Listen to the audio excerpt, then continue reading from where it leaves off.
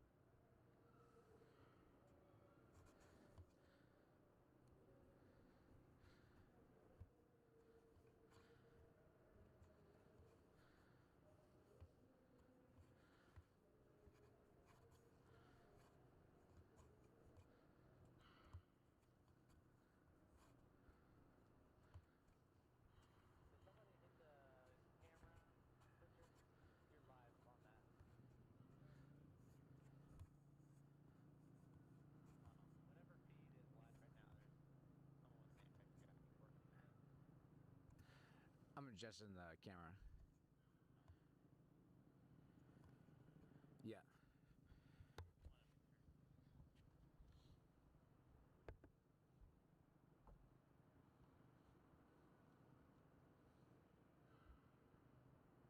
Yeah, does that look good?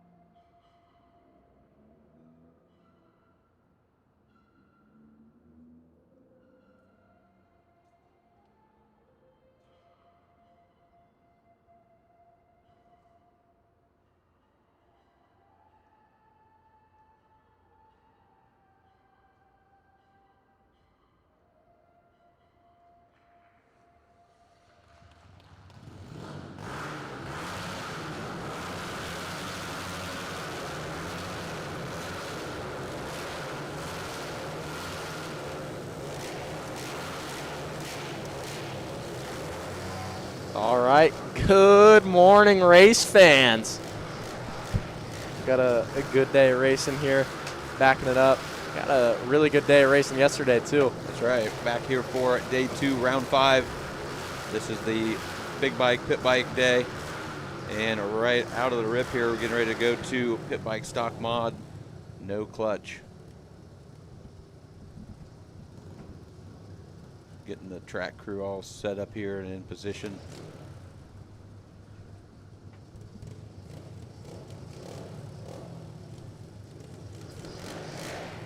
All right, we've got Sam throwing up our card. First race of the day, pit bike stock mod, no clutch. Off the rip, Titus O'Brien looks like he's gonna pull that whole shot. We got the whole Welch crew back here again for round 5 of our amateur indoor series, fueled and presented by Renegade Race Fuels, as you know.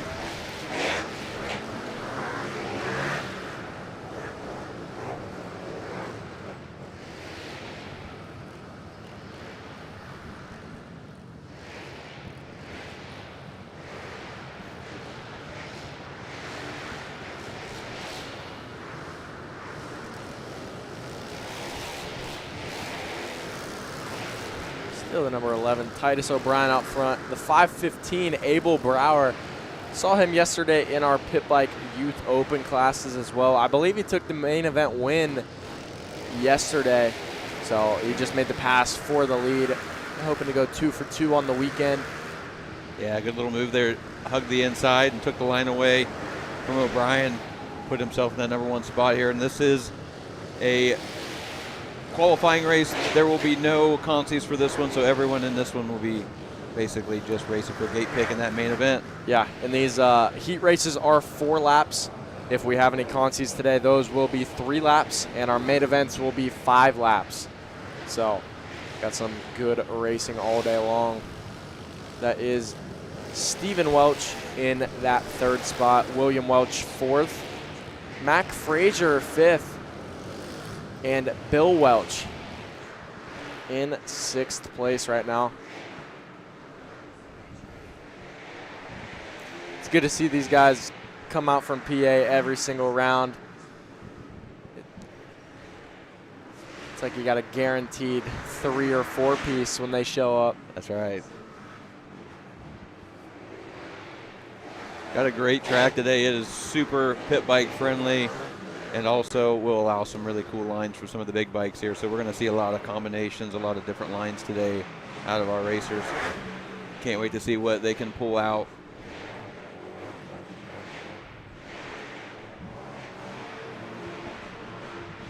Brower out to a pretty commanding lead here in this qualifier.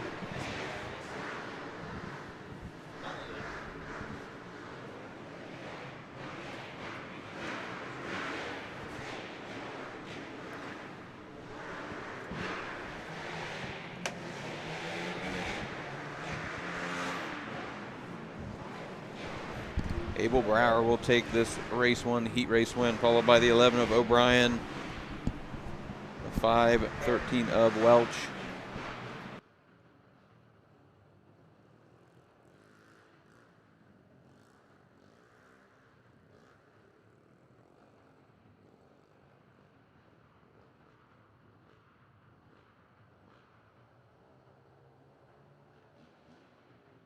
And then are we not going to...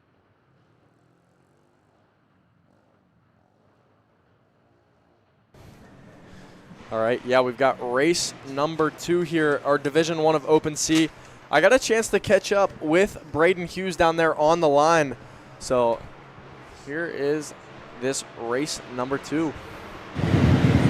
All right, so I'm down here with Braden Hughes. Right now he is the points leader for our Schoolboy 2 and 250C class. And we saw you break your thumb last weekend, and we're back for this round. So just tell me what that's been like, kind of getting recovered and back here at this 5th round. Yeah, last round broke my thumb in the section out there, and it took me a week to get back on the bike. Started riding every single day. Didn't fully heal until a couple of days ago, but we're shredding for sure, and it feels great. Track's great, everything. Well, it's good to hear you shredding, and I was watching a little bit out in practice. You look real good, especially on that brand new YZ450. So, Braden Hughes, Schoolboy 2, 250C, Open C. Make sure to catch his motos all day long. Yeah, so there he is, Braden Hughes out front early in this Open C Division 1, pulling out some big lines already this morning. Looks like he's followed by the 383 machine of Dylan Freeland. But as you guys can see, again, these are 4-lap heat races, 3-lap conciys, LCQs, and a 5-lap main event once we roll into those here in a couple hours.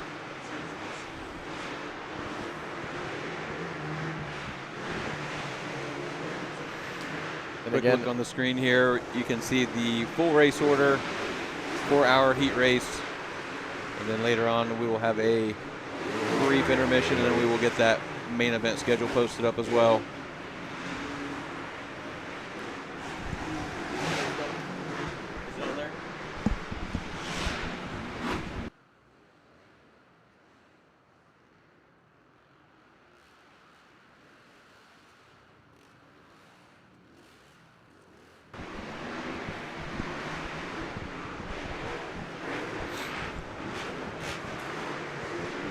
checkered flag out. Race number 2, Open C Division 1.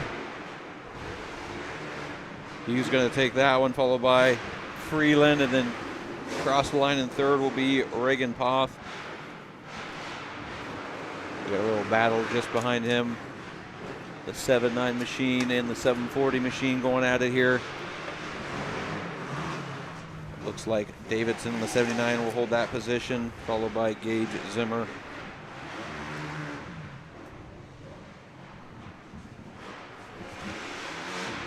Division 2 down there on the line. Another 8 riders fighting for our top 4 spots here to go to that main event.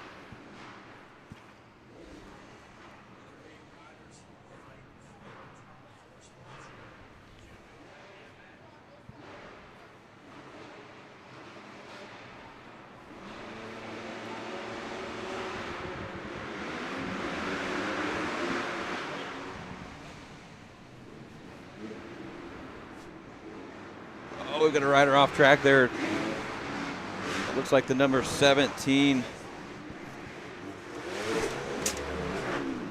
I believe that is Anthony Dobblemeyer there. Had a good start, but just got pushed a little wide. Out front is the 51 machine of Aiden Tolliver. Kyle Smiley putting in a really good ride in second right now. Got a chance to catch up with Kyle in the pits yesterday.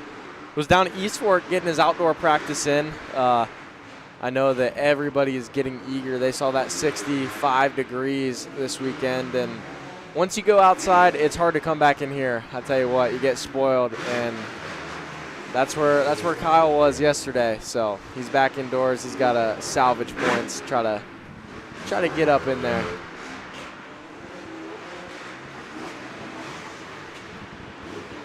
Dobblemeyer starting to put the pressure, though, Jack, on Smiley here.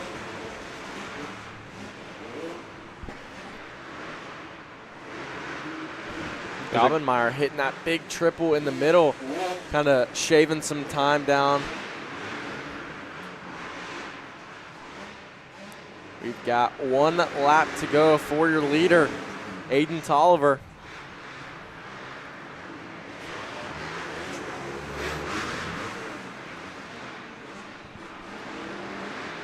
Great shot there of our leader. Aiden Tolliver doing that table to table here. A little jump on, jump off.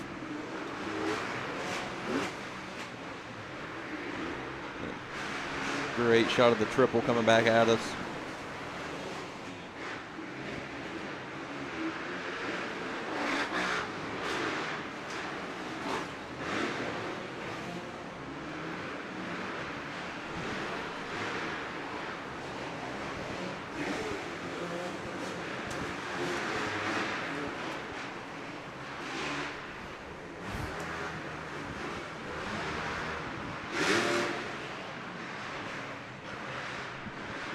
Looks like Dobbelmeyer was able to make the move there on Smiley for second place.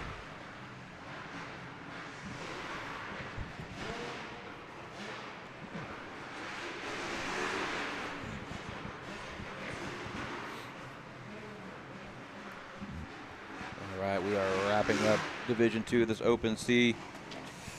So we will see some of these boys again here later on in a conciy race, trying to make their way into that main event.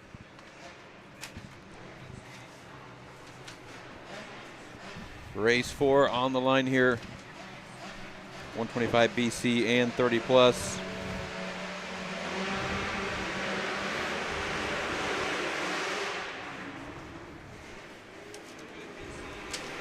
With the whole shot in 30 plus, that's Cody Miller out of Willis, Michigan. Right in tow is the 991 of Ridge Berge, leading your 125 BC class.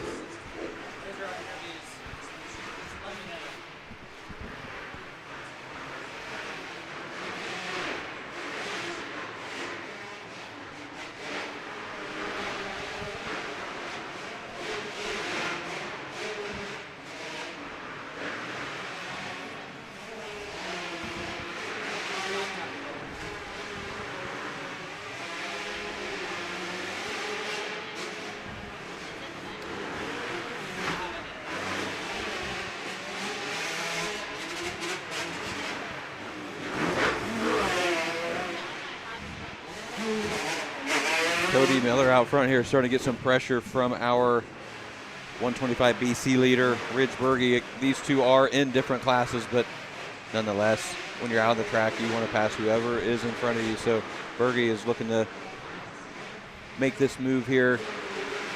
Yeah, not too far behind Ridge is Eric Pattison.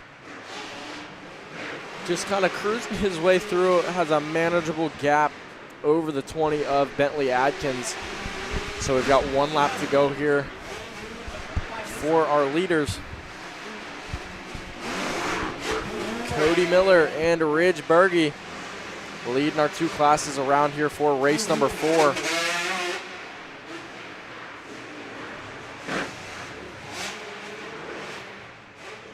Impressive little battle here, Jack, because maybe folks at home don't know, but we're looking at two vastly different motorcycles. You want to expand on that just a little bit, what we're watching here? Yeah, so 30 plus, Cody Miller, 39 years old, and then the complete opposite side of things, we got the 125 BC class, Ridge Berge, 14 years old. So we're out here, kind of like you said, on two different sides of the spectrum in age. And machine. Yeah. 450 versus 125, so super impressive. Yeah, and these are two riders that we have seen consistently. I've been seeing Cody Miller a lot here during practice in the last couple weeks. It's hard for me to miss him when that bike is that sick. Got the all-white graphics kit, and he's got some pretty trick wheels. He's got triple clamps. He's got everything on that thing. Got it dialed. So it catches my eye in the pits, that's for sure. Race 5 here, pit bike stock 110. Limited. Yes, so Jack, you've expanded on this before. This is a stock class, but it is limited, so they are allowed to make a few modifications to these machines. Yep, stock bore size, but you can have intake, carburetor. You can map it. Just anything inside the motor that we're not increasing the bore size. So they're going to have some aftermarket BBR swing arms and exhaust. Something to make it go faster, but still comfortable and limited. Garrett Kellogg pulled that whole shot and immediately taken off ahead of the 293 of Connor Sobey, 78 Chris Clutter, Levi Burt now getting passed by the 515 Abel Brower.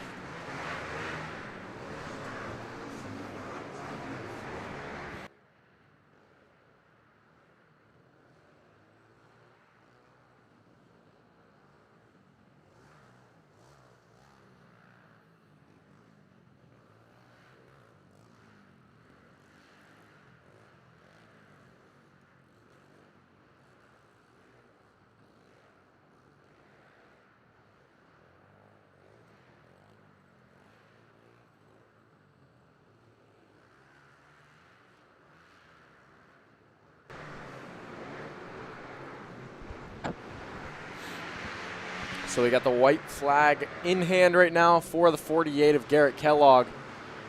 Coming around one more lap of this stock 110 limited class. Connor Sobey second.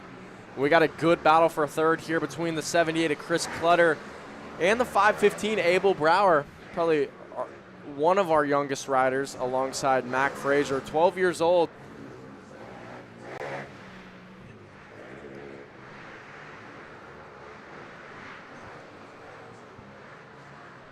Abel's getting his motos in early today. Moto 1 and Moto 5.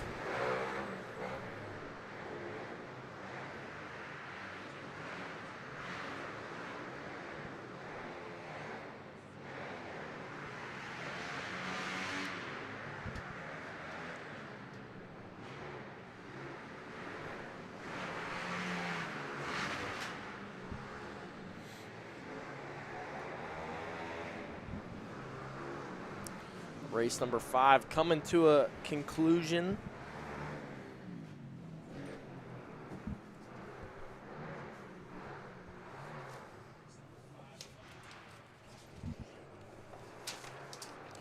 And race 6, two classes on the gate right now, 50 plus and Vintage Open. The Vintage Open is pre-2000s. We've got Logan Bryan on the 7X down there. Vince Langer, Michael Fasone, Martez Cuff, and Russell Sable. And I did get a chance to catch up with the 7X. You can see he's a little out-muscled by some of the 450s in 50 plus, but he tucks up inside immediately to that second spot alongside Tough Cuff. So, yeah, let's see what Logan had to say when I caught up with him a little bit earlier. All right, so I'm down here with the 7X, Logan Bryan, running up the KX 125 in our vintage class all year long. Been pretty much dominating this vintage class for the past couple rounds. So walk me through this bike, tell me what it is, what year it is, and just how we've been looking out there. Yeah, this is a 2000 KX 125, kind of reminiscent of the Bubba and Carmichael era. You know, it's kind of my indoor bike. I have its matching big brother, the KX 250, but this is a lot easier to handle indoors. And so it's pretty much bone stock, other than an FMF system, just to kind of keep it reliable. And I guess 2000s is vintage now, so now I feel old. This bike's as old as I am, but it's really fun to come out indoors and play with it. And you know, she's been a lot of fun.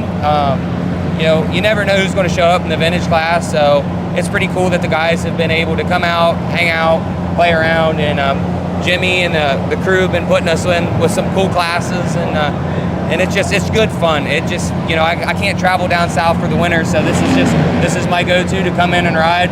You know, about 3 times a week is what I usually try to ride, and it's definitely not modern in the brake category or the suspension, but she does pretty well, and we got her valved up, and I'm just hoping to keep that going today. Yeah, thanks for the little breakdown of our vintage class. I see you got that beta over there too. Oh so yeah, dude, that beta's that's something else. I love that beta. A little bit of, we're riding vintage and modern bikes today. So again, look for the 7X, Logan Bryan in the vintage class and that beta in the modern classes.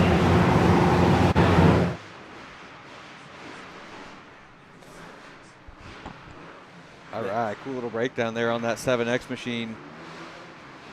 As Jack said, we will see him a little later on again on that brand new beta.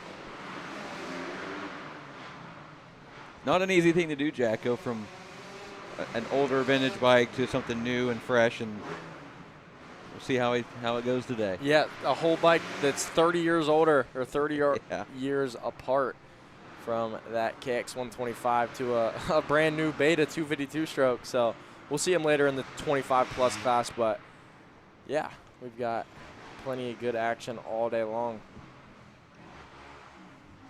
Concluding race 6. On to race number 7, Schoolboy 2 and College Boy. Some standout names in this one. Austin Weinzier and College Boy.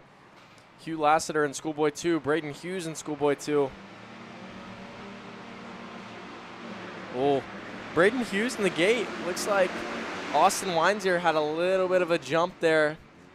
Scared Braden. Braden jumped that gate a little bit early. Gonna have to make his way through the pack now for your Schoolboy 2 class.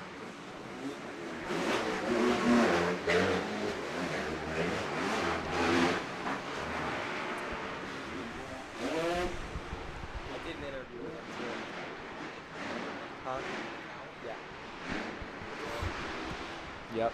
You can see Austin Wines here leading College Boy around.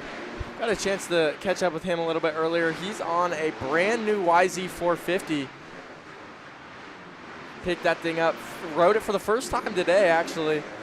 So you would have no idea that it's his first time, but he's getting it done. Yeah, looking smooth on that thing. I know his younger brother, I believe, also rides Yamaha, so maybe he's had a chance to throw a leg over and at least feel the ergonomics, feel what the chassis is like.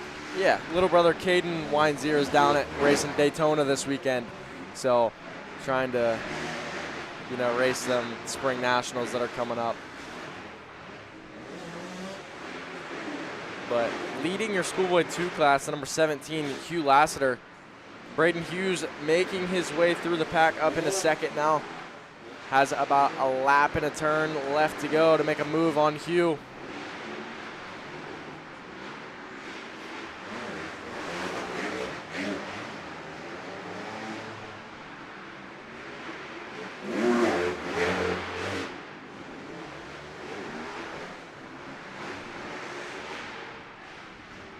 Wineseer out front all by himself here. He can just cruise this thing in for this heat race win. But just behind him, we do have that battle going on here for the Schoolboy 2. Yeah, keep an eye on this battle coming in with 2 corners to go. Braden Hughes up under. Hugh protecting that inside, 1 corner to go. Up the inside, it looks like Hugh is still able to hold on even with a little mistake in that last section.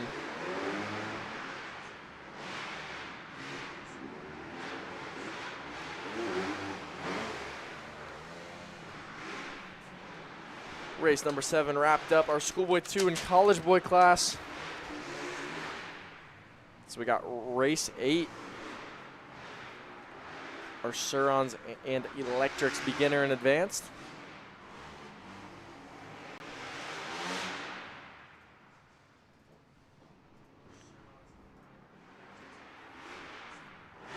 Got the number 13 machine here of Pierce Freeze rounding out this race 7.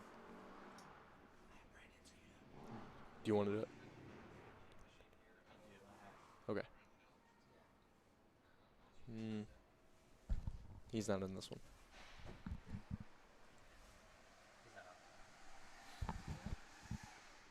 No. Not this one. Is he usually?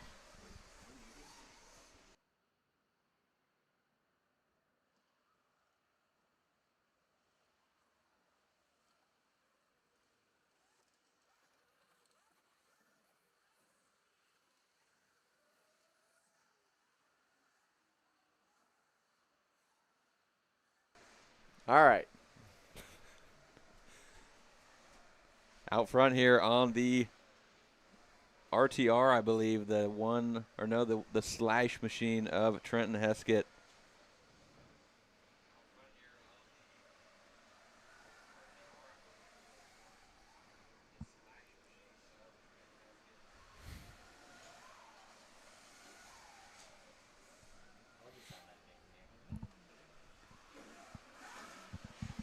Things are so silent out there. They are, yeah. You can hear the chain slap, the linkage just rocking. Parker Chappell trying to chase down Heskett here with Tyson Burt in third. Some pretty big lines on a small electric bike. Yeah, Heskett's a good little rider. I've seen him outdoors here at 62 a few times, and he's definitely a little ripper.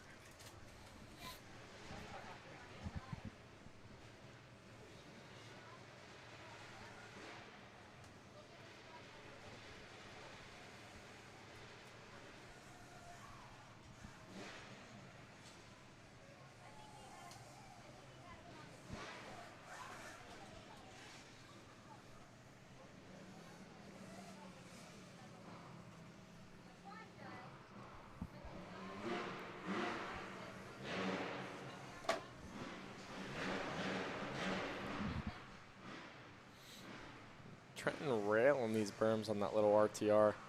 It's funny, you see our 2 leaders here, fully different wheel sizes. Parker Chappell looks like he's running, what would you say, that's 16, 19? I think you're right.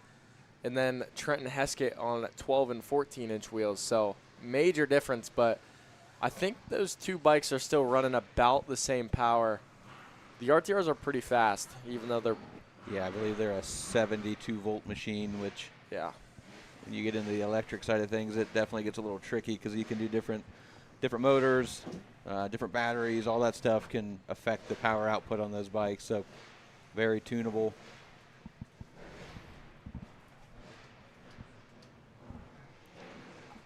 Looks like Levi Burt on the 20 machine will take the Suron Electric beginner win, followed by Titus O'Brien. Race 9 on the line here, 40 plus. Yeah. Race number 9, 40 plus.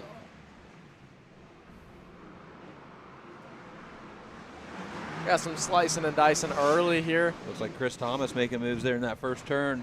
The 344, Michael Fasone immediately pulling that whole shot, able to go triple and then table into table there. Chris Thomas in second. Joshua Smiley third. Tough Cuff fourth.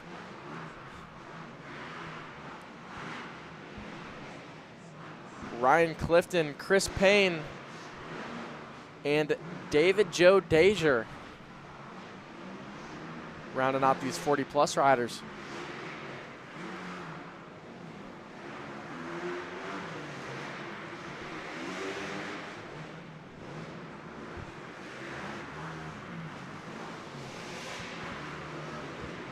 Michael Fasone leading this thing from start to finish right now. Ooh. Chris Thomas definitely keeping him in tow, though.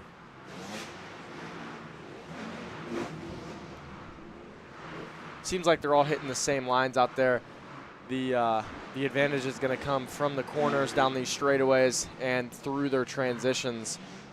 So that's where we're going to have to watch for the different lines and technique they're running.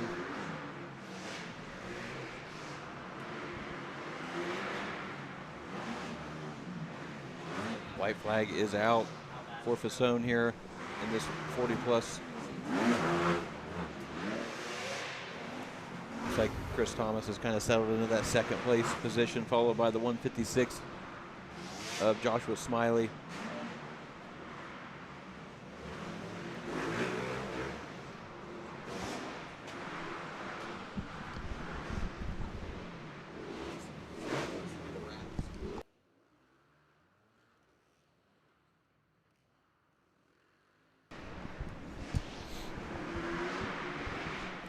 All right, I see checkered flag in hand. The 344, Michael Fasone out of Lewis Center, Ohio, taking the win in that 40-plus class. Here comes Chris Thomas. And TJ, you know a little bit about that. Yeah, Chris Thomas, one of our broadcast sponsors here, Thomas Boys. And if you get a chance to walk by that bike in the pits, it will definitely stand out. He's got some real reflective, shiny graphics there, full custom kit. And Jack, maybe you talk a little bit about what the Thomas Boys, what they are all about.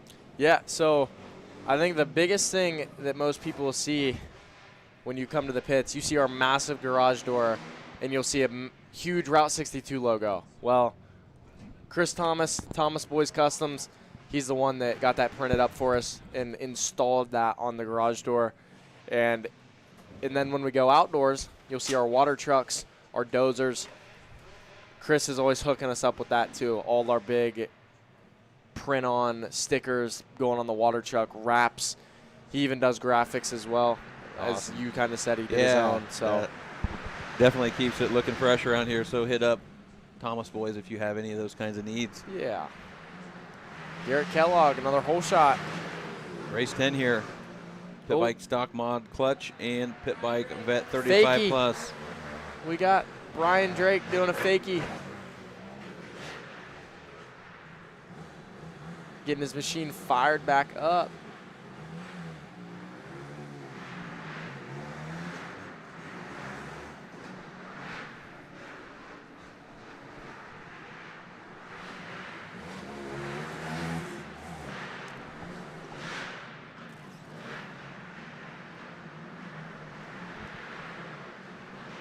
Great shot here. All our pitters hitting these rollers.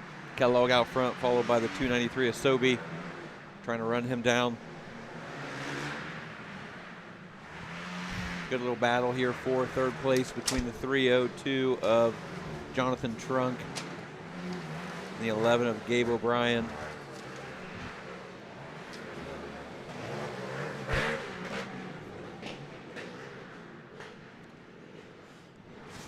Again, we are running our 4-lap qualifying races here. This will be a one division race, so no last chance qualifiers. Everyone here will make it straight to that main event. They are strictly battling for gate position.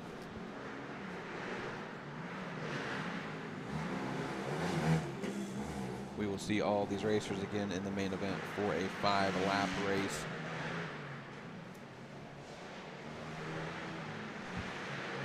Sobe keeping the pressure here on Kellogg in this stock mod pit bike race. Jonathan Trunk back there in third, owner-operator of Cleveland Films. You'll always see him with the drone clips. I was talking to him a little bit in the pits earlier as well. He was down at Decker Training Facility racing some pit bikes. So that is one of the biggest pit bike races in the country that Jonathan was, I believe a couple weeks ago, and now he's here. He said the dirt is so much different down there. Sand is like a whole nother animal, especially when you're on a pit bike with small wheels. So, I mean, we live in Ohio. We got clay. That's right. And it is a whole different ball game. But there it is, number 48, Garrett Kellogg, taking the win in this pit bike stock mod clutch class. Connor Sobe second, Jonathan Trunk third. Gabe O'Brien rounding out your pit bike stock mod clutch class, and Brian Drake taking the win. About a half a lap left of your pit bike vet 35 plus heavyweight class.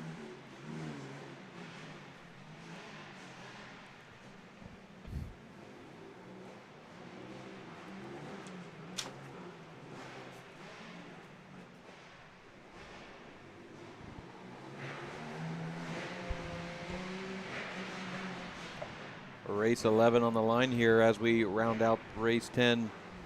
Up next, we have 2-stroke and 25 plus. As we had mentioned earlier, look out for the 7X of Logan Bryan on that new beta. Look out for the 118 of Tyler Shane here as well.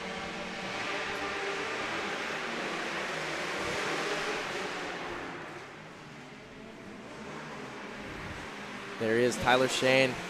Out front early, taking the green flag. In tow is Ridge Berge. In the 628 of Kyle Vaughn out of Ravenna.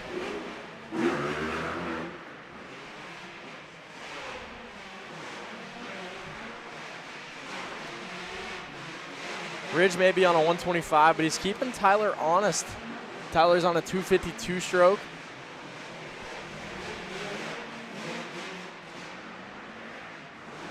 Berge diving the inside here, can't quite make it stick.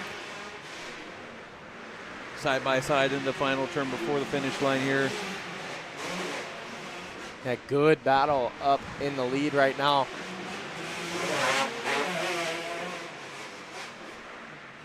There we are.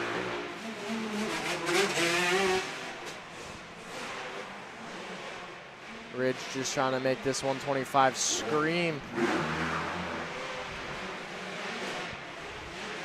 Not too far back is your leader of 25 plus class, Kyle Vaughn, leading it over the 7X of Logan Bryan. Anthony Block running out your podium spot, but it looks like Berge has an issue, and it looks like it is. Oh no! I think that bike is locked up. He is kind of showing signal to his pit staff here that Kickstarter will not move. So unfortunate for Berge. Looking very good today on that 991 machine. That's a super tough break for Ridge. He was on a roll all morning. You could see him trying to show his dad over in the mechanics row that that Kickstarter was not going down, so something was just not right in that motor.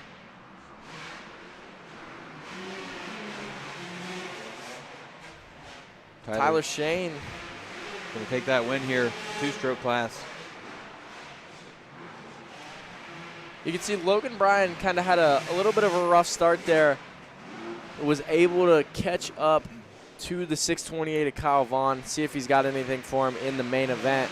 Yeah, Brian definitely got a little bit of a wheelie out of the gate. And we kind of talked about it earlier, Jack, going back and forth between two different kinds of bikes could be a challenge, and definitely totally different techniques. Yeah, and starts on those two bikes. No doubt about it, especially when you're bumping up to a 252 stroke. You got to really have your weight way more over the forward, because the amount of torque those bikes have is crazy compared to an older vintage 125. They're getting Berge taken care of here, getting him off the track. Before we drop the gate on race 12, women's 12 plus here. All right, we're good to go. Getting Matt White back in our dog box. Dropping the gate here momentarily.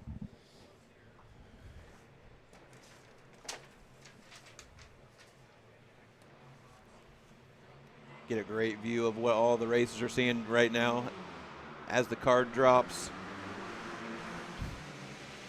Looks like Sydney Colwell with a great jump out front.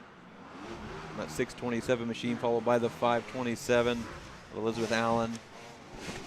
Yeah, Sydney's leading our points right now in this women's 12 plus class over the 28 of Aaliyah Drake, who is also in this moto, and Madison Harmon, who is not here today, running third in our points. So Sydney looking to open her lead up by a good margin going into this sixth and last round here at Route 62.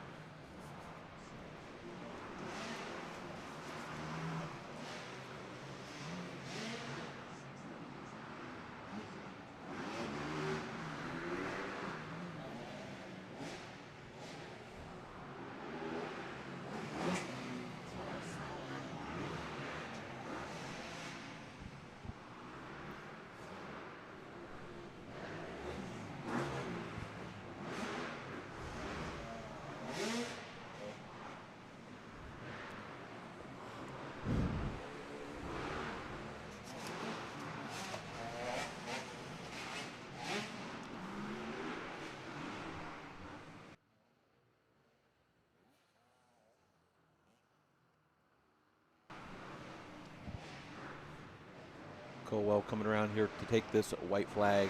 1 lap to go in this women's 12 plus qualifier. Pretty well has this one under control as the 527 machine rolls around here of Elizabeth Allen in second.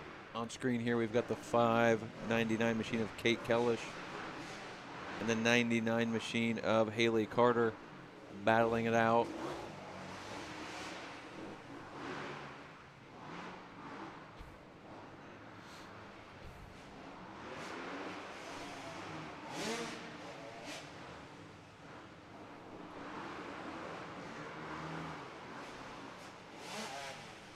One corner to go here. Sydney Colwell will take this race 12 heat race win in women's 12 plus.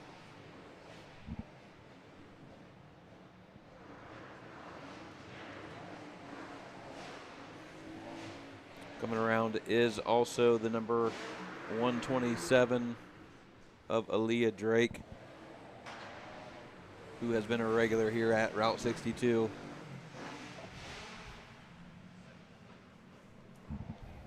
Elizabeth Allen will take that number 2 position. Yeah, and you guys can see race 13 down there on the line. Pit Bike Trail. We've got 4 riders in this one. Brandon Smith, Tyson Burt, Tony Calland, and Jacob Gahagan. Brandon Smith on that RTR, and Tony Calland on a modded 140.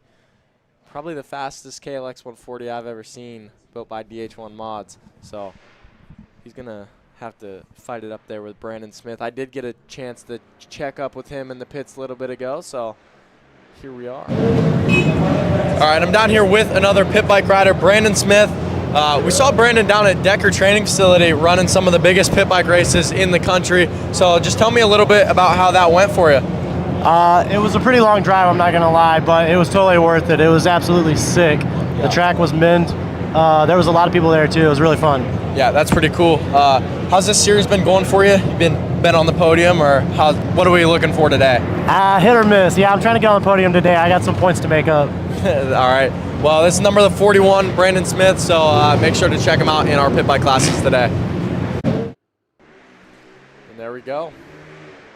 Brandon Smith running up third place right now on our podium in this heat race, but still Tony Calland out front, just letting that thing rip. I've actually got a KLX 140 up at Brandon's shop right now at DH1 Mods. It's about to get the whole tune-up and about the same motor that Tony's riding on right now. So that thing looks super capable. There's not a lot of these rhythms out here that he can't do on that thing. Yeah, and I think we just kind of put this out to the public that we are hosting a pit bike race, the Ohio Pit Bike National, May 2nd, outside on our Supercross track. We've got a bunch of money, prizes. It's going to be a whole event. We've got a bunch of money up for the Play Bike Open class, which is trail bike. So we've got over $5,000 in prizes right now that we're going to split up between 12-inch full mod, stock limited, pit bike heavyweight, and a Play Bike Open. So those 4 classes we're going to split up and give a bunch of cash prizes out. Over $5,000 right now in the pot. So it's going to be an event. We're going to have some moto limbo. We're going to have a high jump competition, get some light plants out, get some nighttime riding. So that's a Friday practice, Saturday morning practice, and a race in the evening. And then, yeah, it'll just be a whole good event. So May 2nd, we've got some flyers going out here soon. Make sure to check it out. Heck yeah, if you've got a pit bike, you've got to show up for that one. It sounds like it's going to be a blast. As we watch the number 78 of Callan take the win here, we still have a battle going on between the 41 and the, I believe, 217 machine.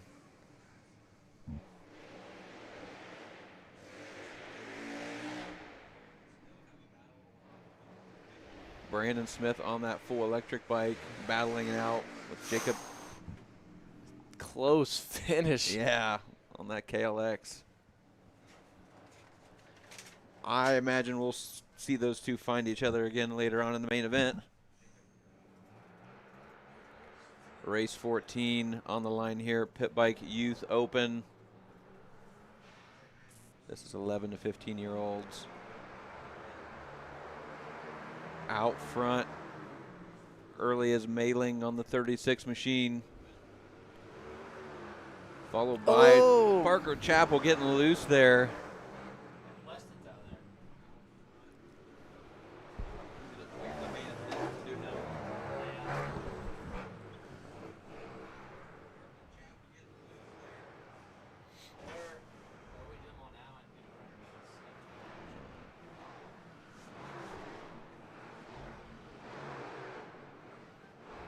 So Quentin Melling out front over the 76 of Parker Chappell.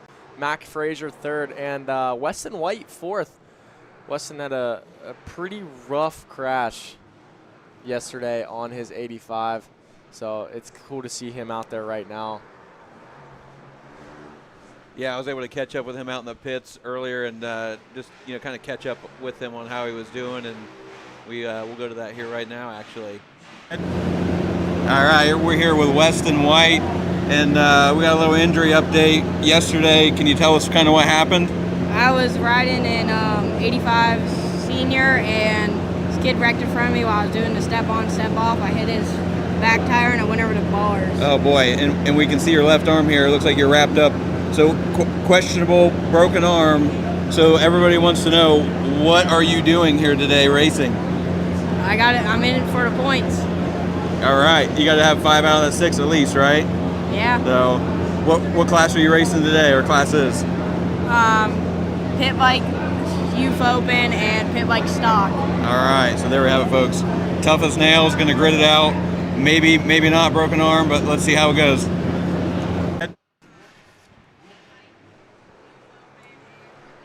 There it is, pretty amazing just to line up today after what everyone could see there at home from that GoPro footage. Pretty scary crash, but was able to walk away and line up today. You heard him, Jack. He's going for the points. He wants that year-end award. He wants to hit that banquet. Yeah. So right now he's like 2 points back of Quentin Melling. Quentin is in second place right now. So he's not losing too many points this round if this is how it goes in the main event. But if he can get healed up in the next couple weeks, make a run, and I know these two are buddies, actually. So, yeah. So bragging rights, yeah, just as important as Quentin's probably feeling pretty good knowing he's got 2 points on him, and Weston's hurt this round. So it's going to come down to the wire if Weston can get healed up. So, but don't count out Parker Chappell because he's a few more points behind in third place of the points standings. And he is making a run. Yeah, Chappell will take that heat race win here, followed by Mei Ling. Then the 171 of Mac Frazier in third. And Weston White will round out this class in fourth in this Pit Bike Youth Open. Great shot there. Really cool feature. Apex able to bring you guys some interviews with some GoPro footage sprinkled in there. Race 15. Gate is down. Schoolboy won. The 231 of Eric Pattison Jr. with a great start here. Followed by the number 20, Bentley Atkins on that KTM.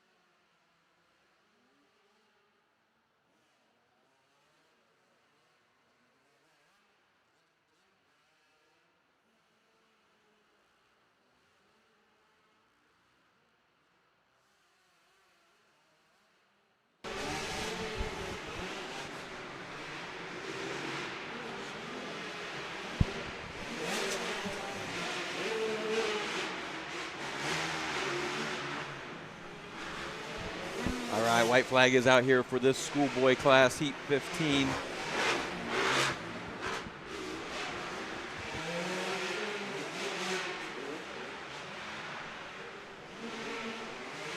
The 231 machine on this Yamaha 125 of Eric Pattison is going to take this checkered flag as we take a peek back here for a good little battle going on between the 515 machine of Abel Brower and the number 20 of Bentley Atkins. So Brower is going to take that number 2 spot.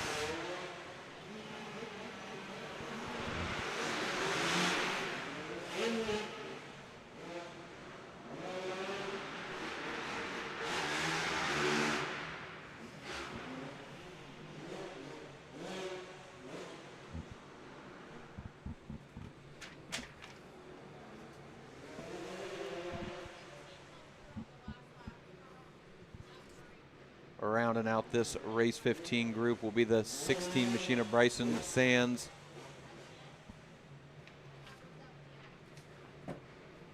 race 16 on the line here. Pit Bike Open A, B, and C.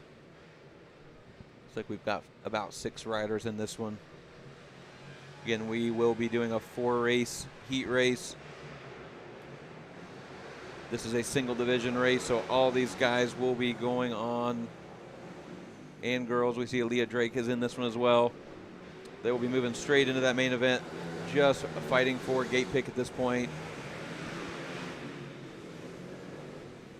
Cool to see it again this weekend. We've got Brian Drake and Aaliyah Drake, father-daughter combo here, both out there on the track at the same time.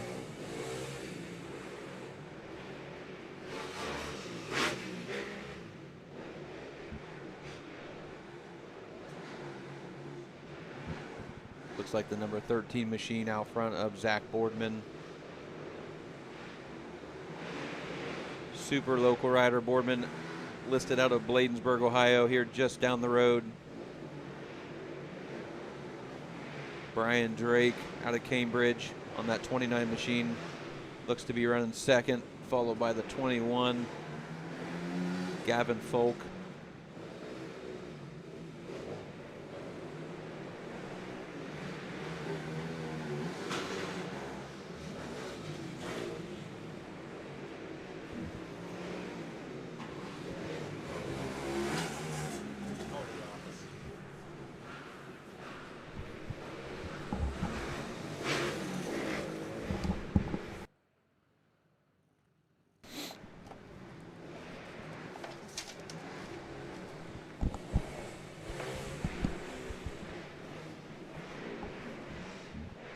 Brian Drake coming around here on that 29 machine, followed by the 21 of Folk.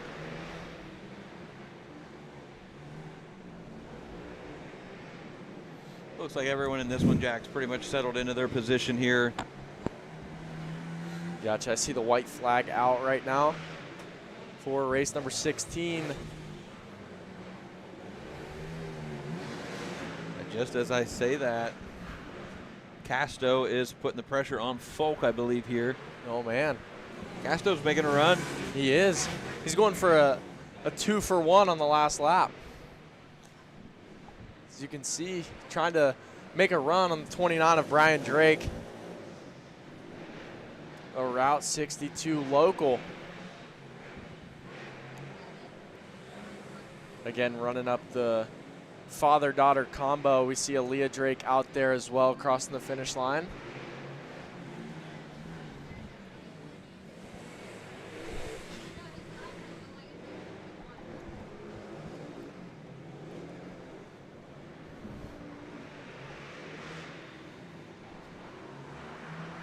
Got Folk and Drake going out of here in the final corner.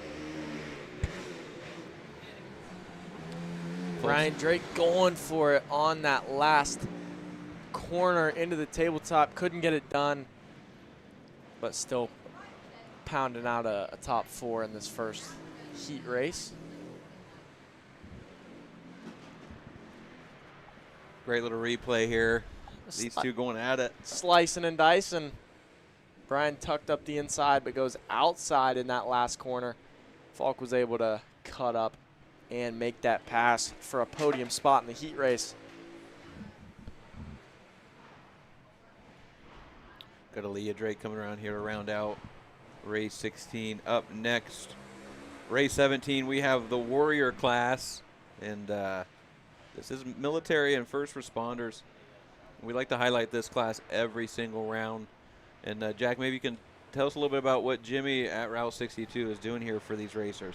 Yeah, every Warrior class each weekend, all these riders race free. Jimmy takes care of them, lets them race, thanks them for their service. You can see Vince Langer taking that whole shot with Jeff Thompson side by side right now. But yeah, action early on here in this one. Yeah, Jimmy really takes care of these guys. We see him through the practice days, and these guys are race free, so they get the seat time and the races, and we thank them for their service to come out and help create this the greatest country in the world. That's right. We love to see it. Hopefully to get this class to grow. We are missing a couple regulars today.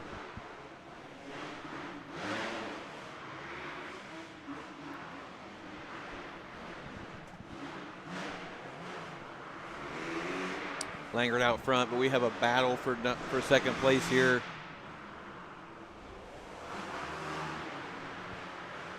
Sable and Thompson side by side over the finish line. Sable's going to put the move on the inside here, take the line away from Thompson. Thompson's diving in the inside here, not letting it go. Great shot of the different options here at this Rad Designs layout. Yeah, Rad Designs giving us a brand new track layout every single round. So here in 2 weeks, we're going to have a brand new layout. It's not going to be changed for this next practice weekend, I believe, since we have a Moto Academy training Monday, Tuesday of this week. But we will have the new track layout ready to go racing in 2 weeks. I've talked to a lot of folks out in the pits about the track, and everyone has the same thing to say. It's just fun. I've heard a lot of great feedback of this layout too. I think people know it's tame, it's fun, it's good for everybody. Like we've seen 50s doing some of the same lines that the 85s and the 125s are doing. So yeah, it's just safe and overall fun for everybody. Super flowy. Yeah, Shane does a great job of building the jumps so that you can link a couple things together, or you can table single, whatever you kind of choose to do, but low risk for the most part, very forgiving. And these two are still going at it here. Sable blocking. Oh, in the last turn, Thompson goes inside. Oh. Sable went inside to outside and left the door open, and Thompson was able to take advantage of that. Yeah, so race 18 down there on the line. That's Pit Bike Mini O. 12 riders in this one, and what would be Pit Bike Open money.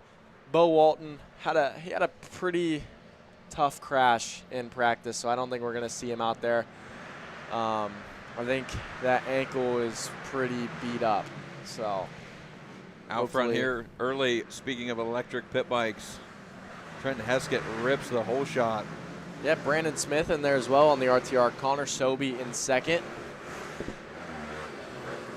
Jonathan Trunk and Austin Lusher in the mix as well. Austin Lusher, familiar face here at Route 62. He's been here for a bunch of our Winter Series rounds. So he is trying to get in to that top 3 of points.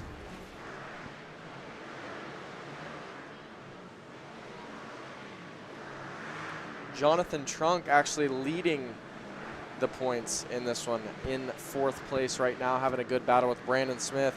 Connor Sobey, 2nd place in points right now, only a few points behind. So see if we can turn it around in these next 2 rounds. And Austin Lusher, like I mentioned before, in 3rd place of points, trying to put this thing in the main event with the best gate pick possible. On screen here, another good battle between the 15 and the 7 machine. There's Josh Latshaw and Waylon Latshaw. Venture to say, Jack, they are related. Same town, same name, same hoodies on. You would think. I saw a bunch of those hoodies on Track Walk earlier today, so looks like they got a good group here. Yeah. Yeah. Jonathan Trunk has a pretty good support system. Yeah, yes he does.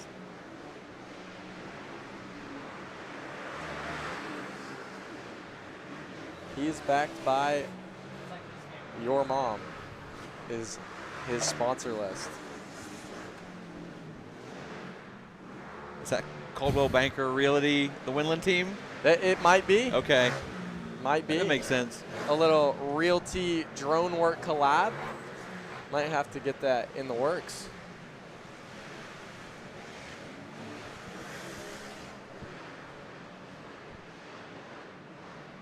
But nonetheless, Trenton Heskett taking the win in Pit Bike Mini O. Connor Sobey running up 2nd place. Jonathan Trunk 3rd, Abel Brower 4th.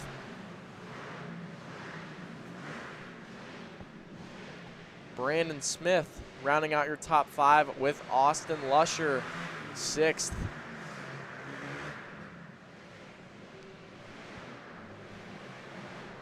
Joshua Latshaw 7th. Mac Frazier.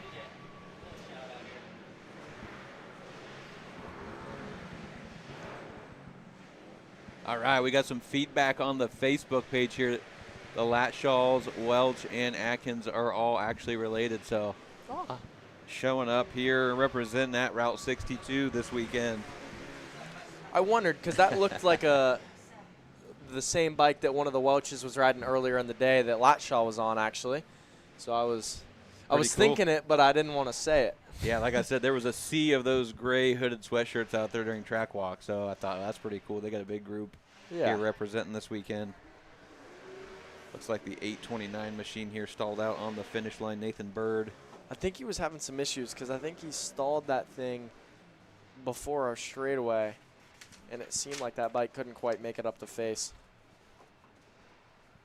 But we're rolling through these motos today. Race 19 on the line out of 24. Pit bike, bone stock 110 here.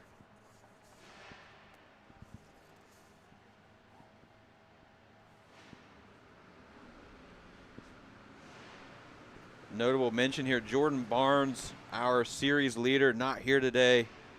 He is currently sitting with about a 12-point, a 14-point lead. So be curious to see how the points shake up in this one today. Yeah, Tony Calland, rocket of a start.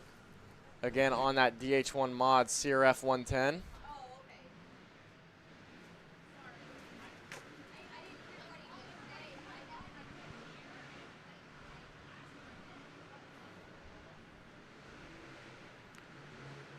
Tony took a couple wins up in Summit last weekend for their massive indoor race.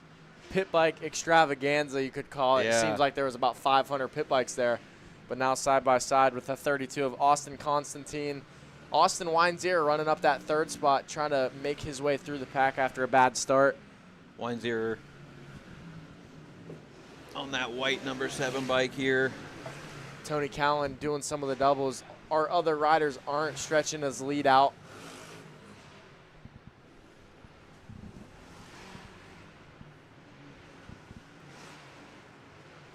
Weinzier all over the 32 machine of Constantine, looking to make the move here in the second. Working that bone stock pit bike. Wheeling down the face there. Oh, trying to cut up inside. All 3 riders in the frame here. No clutch on these machines, so roll speed is everything, and I can tell you from firsthand experience, these bikes are exhausting to try to go fast on. Yeah, we did a little challenge on CRF 110s, didn't we? We sure did, and it was exhausting. Sorry to Barry and Pam over here, our producers. That bike got Was missing a few shredded bolts. on. It was missing a few bolts by the end of that night. Yep. Mrs. Apex sponsored that little challenge we did. That was her motorcycle she donated for the night. She probably should have got a whole motorcycle in return after that one, but didn't quite happen. Oh, Austin Constantine. Little bobble there. Hands it to Weinzier, but Constantine up the inside here trying to make the move back. And Weinzier's really swinging wide. Oh, cuts over there. Takes the line away. Checkered flag out for the 697. Tony Callan. Big Tone. Taking the win. Great racing in that one. Looking forward to the main event. Got a little replay action for you here. You'll see this left-hander. I think he catches his foot, kind of throws his balance off. The weight just transfers all to the other side, pulls him right. Almost smacks our caution light, but able to avoid it. Lets Austin Weinzier around the outside.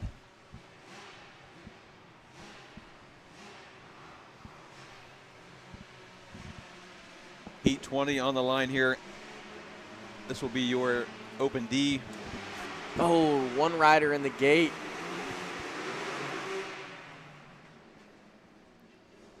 So this is our first year racers, and for folks watching at home, we kind of rank the skill level classes by the letter that represents it. So your A class will be like your amateur pro. B class is the next fastest group. C class is a fairly beginner class, and then D is basically folks that are just starting out on a motorcycle. They've never raced, maybe minimal track time. Yeah, first year rider on a track. So they are looking to come here to get their feet wet and build some skill. So these riders aren't, to be clearing our big jumps out there on the track. They can get a little bit of air time because we can't just leave our wheels on the ground 24/7. Right. Yep. There's a little bit of gray area with the tabletops and things, but our AMA official today during the riders meeting did a really good job of explaining what was acceptable and what was not acceptable. Yeah, because some of these riders are racing Open D all winter long, and obviously they're going to progress. So towards the end of the year, we're a little bit more lenient. They're going to learn how to jump. They're going to learn how to go a little bit faster. Yeah, which is the whole point of this class, to figure things out. So next year, we should see these riders hopefully bump up to that C class. Yeah, and that is William Seville. Or no, that's... Is that Caden Bixler out front? I believe it is on the Honda here, yeah.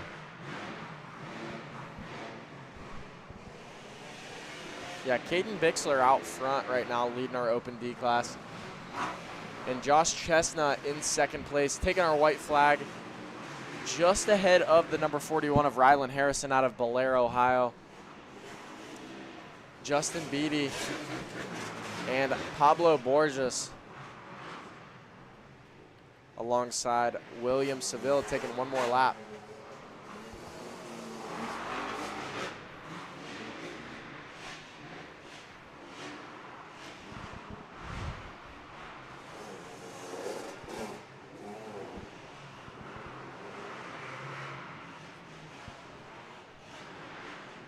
Bixler will round this final turn all by himself here to take this heat race win in Open D. Followed by the 41 machine, Rylan Harrison. We have the 225 of Josh Chestnut.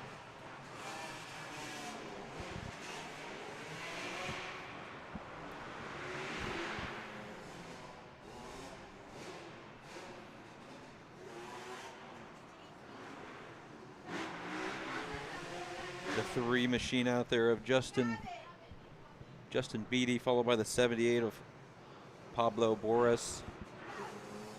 And then rounding out this group is the 655 of William Seville.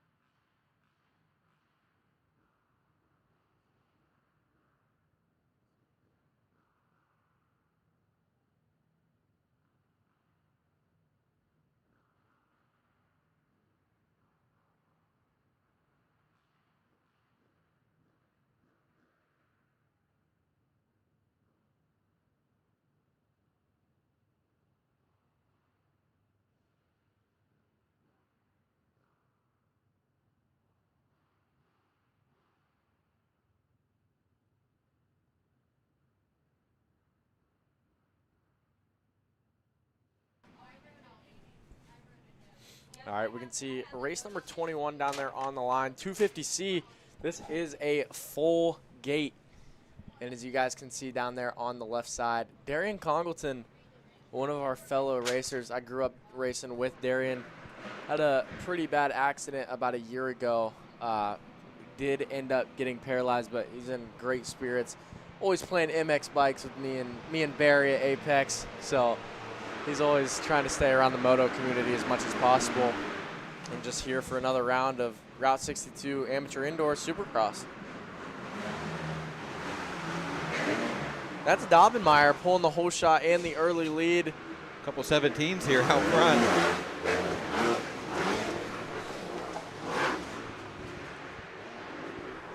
We've got Lassiter and Dobbenmeyer both running the 17 machines here on the Kawasaki's 1 and 2. Oh. We've got a good battle for third. I believe that's the number 2 of Josh Carter and the 627 of Sidney Colwell. Oh, as well as the number 78 going for the big triple. Comes up a little bit short. That is Chris Clutter. Allows the 250 of Emmett Kilbride to catch up just a little bit. We've also got the 604 of Austin Reese and the 03 of Jason Hilton in this first division. Lassiter and Dobbenmeyer really going at it here out front. Seen Lassiter try to go wherever Dobbenmeyer is not. Oh no! Oh my! Lassiter come up very short, but was able to hang on to that one. That looked like a last-second decision to go for it. Yeah, that kind of. After watching Dobbenmeyer pull it. That's like the same exact thing the 78 of Chris Clutter did that lap before. So let's see if Lassiter can figure that one out next lap here. Just a little earlier commitment, I think he'll make it just fine. Yeah, pretty big line for our C-Class riders that are going table to table. That one's up for debate. Would you call that one a quad or a triple? What's your take? That's a big old safe double in my eyes. But just depends on who you ask. See, I'm a quad guy. Yeah, I know. I think that's. It sounds cooler. It is. Table to table. 4 opportunities of landing is my take. Or technically 3. These guys are putting on a show here in this heat race, so should be a fun one in the main event. The battle of the 17s. Rounding out in third here is the number 2 machine of Josh Carter, followed by the 627, Sidney Colwell. We saw her earlier take the win in her women's class.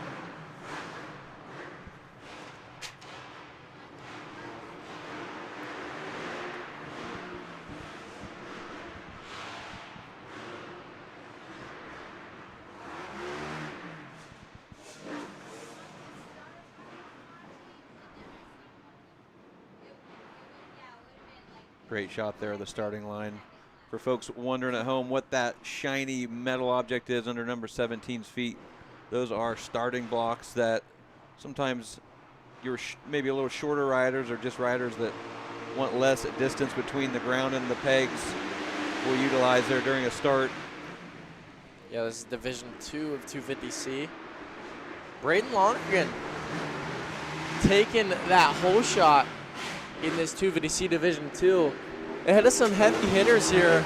He's ahead of Dylan Freeland and Braden Hughes right now. And Dylan Freeland trying to go up the inside, take that line away from Braden Lonergan.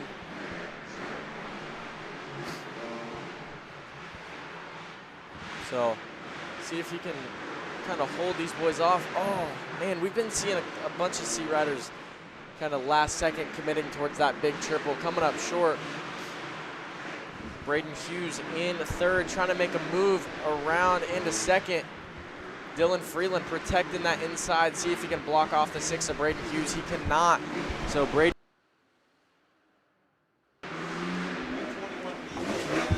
Lonergan hitting that table to table. Oh, there goes Braden Hughes up the inside. Has to go single.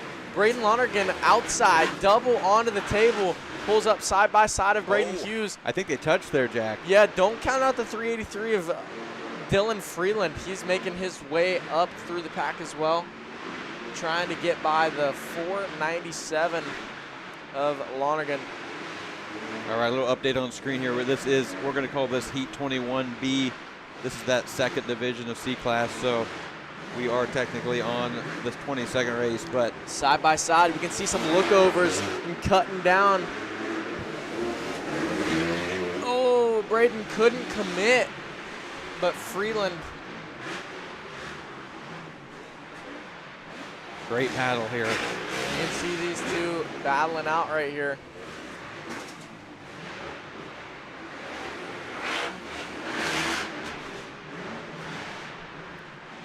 Freeland able to pull that triple out of the corner. Yeah, it seems like these riders are kind of settling into their positions now. Braden Hughes doing a little wheelie down that straightaway, taking the checker flag with Dylan Freeland coming in second place of this 250C division. Braden Lonergan third, advancing himself to the main event. The 6 of Jacob Howard in fourth, and Kyle Smiley fifth place. He's going to advance to the main event. The rest of these riders going to hit the LCQ.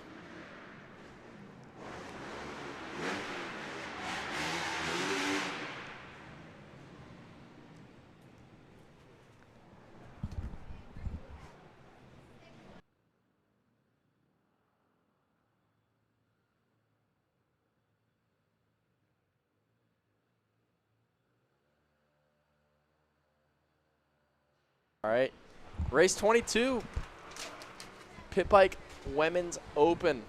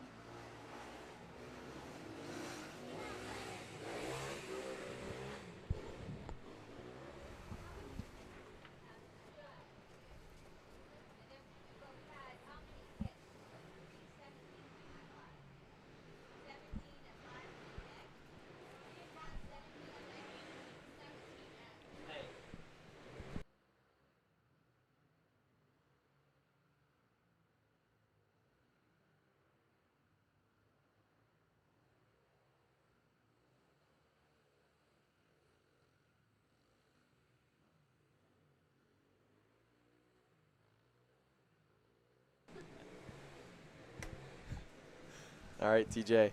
Haley Carter out front here in this one, followed by the 923 of Kennedy Frazier.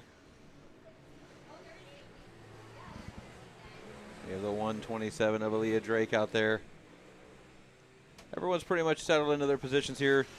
They will all three be moving on into this main event.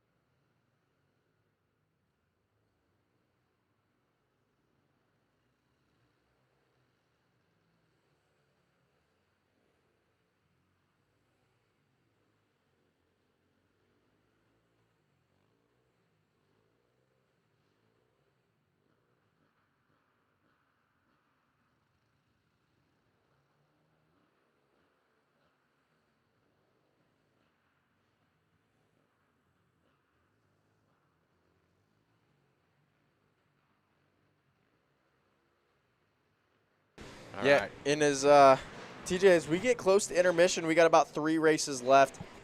I know I'm gonna be getting a little bit hungry here soon, so if I want some food, I think I'm gonna head out to the food truck because That's right. our guys have been taking care of us all weekend, and I had some sausage gravy biscuits this morning. They hooked us up. They've got some bacon, egg, and cheese sandwiches as well on a normal race weekend, but yeah, might have to go for a burger. Yeah, burgers, fries, chicken tenders, a little bit of everything out there. So go see them at intermission if you're getting a little hungry. As we finish up here, race 22 of Pit Bike Women 12 Plus, the 99 of Haley Carter with a commanding win in that one, followed by the 923 here, Kennedy Frazier, about to cross the finish line. And rounding out this group will be Aaliyah Drake, a Route 62 regular here on the 127 machine.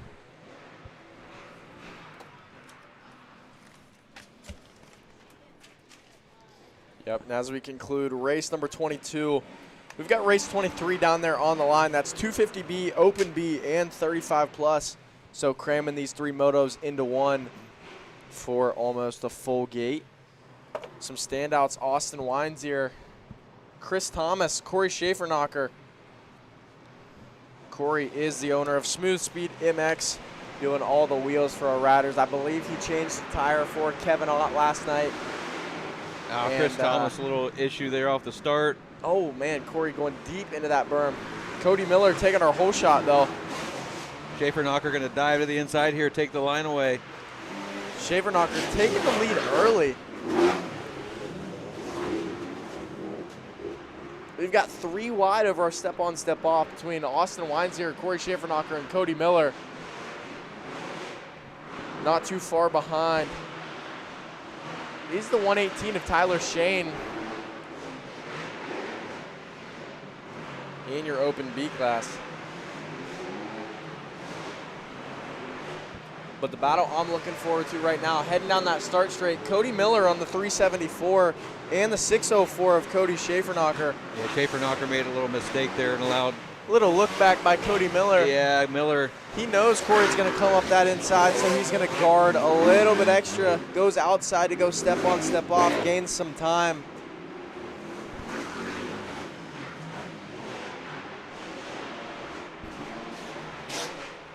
Oh no, we've got a rider off track there. Oh, able to hold together.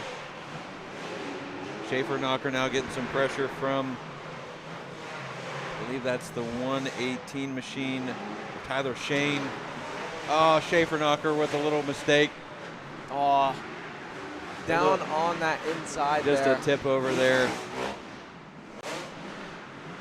Oh, we have another rider down in our 180 bolt turn before the finish line. So we're going to get that queued up for you. You can see Corey coming into those rollers under attack by Tyler Shane. I think he just tucks that front end. Oh, he might have stalled it, yeah. But he's back up. Knows this is just a heat race. So he'll remount, finish this race. He might have been a little tired too, Jack. I was talking to him out in the pits. He was asking me if I was going to race this weekend. I said I was just going to spectate this one, but he said he had not really been able to get out to ride a whole lot. So, yeah, haven't seen him in a few weeks. Yeah, so definitely off the bike conditioning goes away quickly. That our leader in the 250B class, Jordan Howard on the 296, going down in that bolt turn. But you guys could see the caution lights were flashing. That's the newest addition here at Route 62.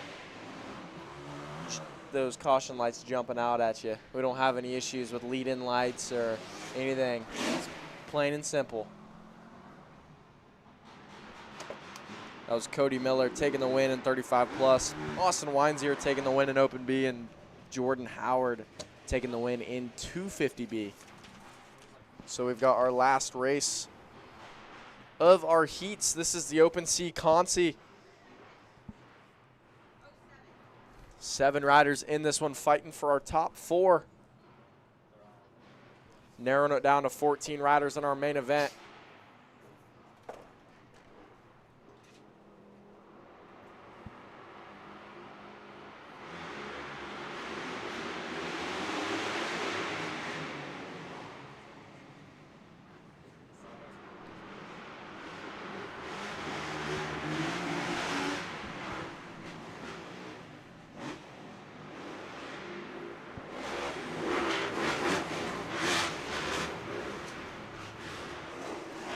This conciy is just a 3-lap sprint, green-white checkered.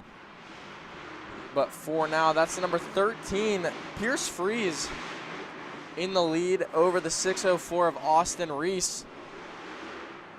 Not too far behind in that 3rd position is the 6/ of Jacob Howard. In your last transfer position, the 17X Austin Pickle, the 03 of Jason Hilton, and the 43 of David Joe Dager on the outside looking in, waiting for a mistake from our top 4 so they can capitalize and put themselves in the main event. White flag flies, 1 lap to go before we head to intermission. Our intermission will be about 25 minutes. Probably get racing started right back up around 11:50, 12 o'clock.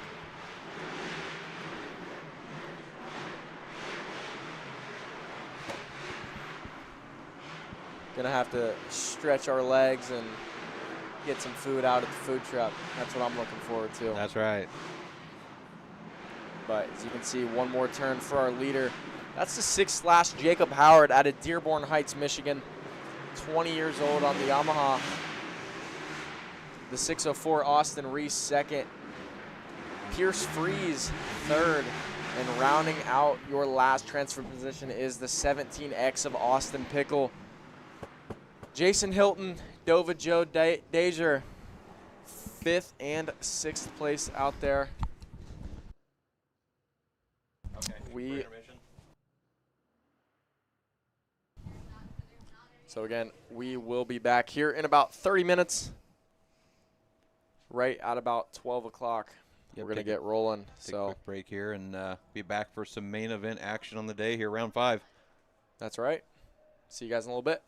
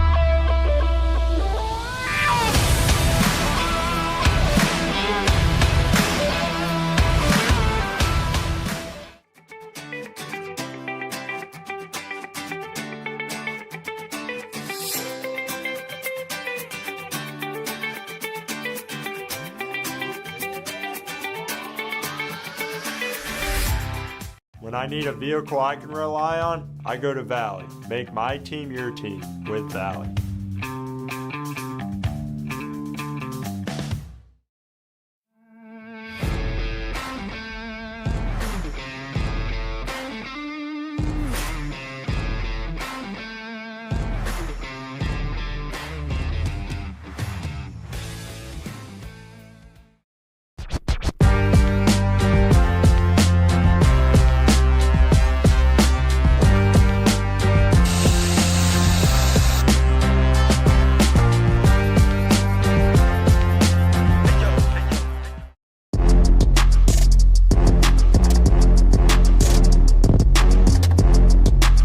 Stop by Throttle Mob Power Sports at 4030 Back Bourville Road in Worcester, Ohio for all your power sports service and part needs.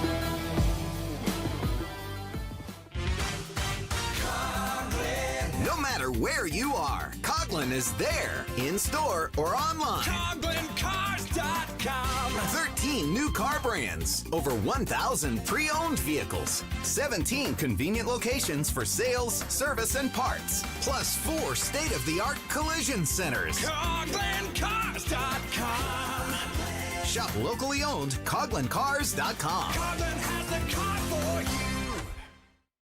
This is TJ with Premier Home Health. We proudly serve Licking County and surrounding areas for in-home therapy and nursing needs.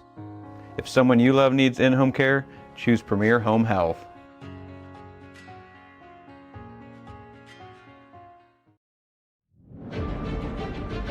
Whether you're a motocross guy or you're a woods guy or you're like a hard enduro guy, we've got specs for everyone, for every bike out there, for every rider weight, ability level, you name it.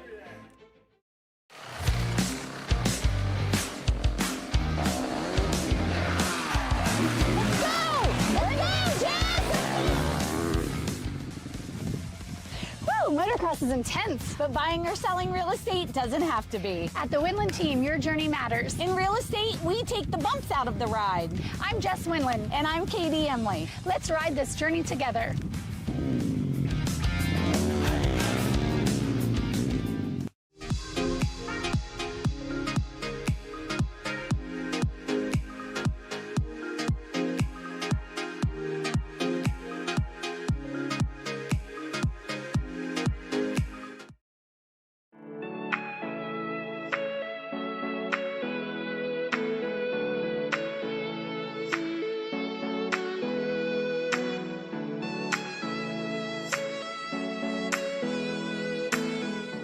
At HM Metals, we do more than just sell metal. We help you build your vision from the ground up. From durable metal roofing and siding to complete post-frame building packages. Our team brings years of hands-on construction experience to every project. We're here to answer your questions, guide your choices, and deliver the quality materials you need. And when it's time for site work, building pads, driveways, and culverts, we've got that covered too. HM Metals. Built strong, built right, built to last.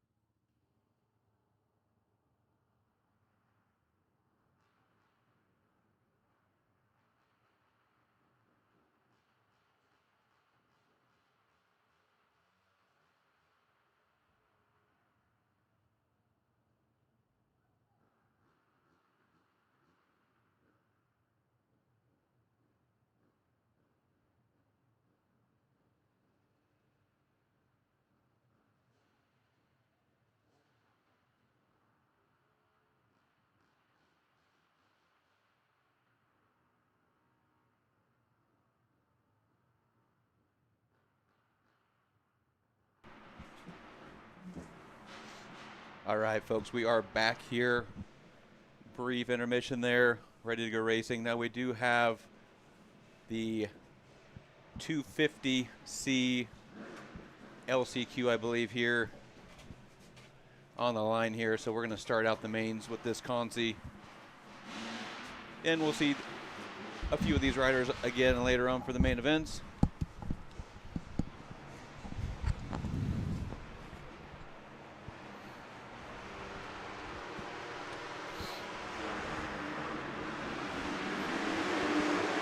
Chris Clutter out to an early hole shot here, followed by the 714.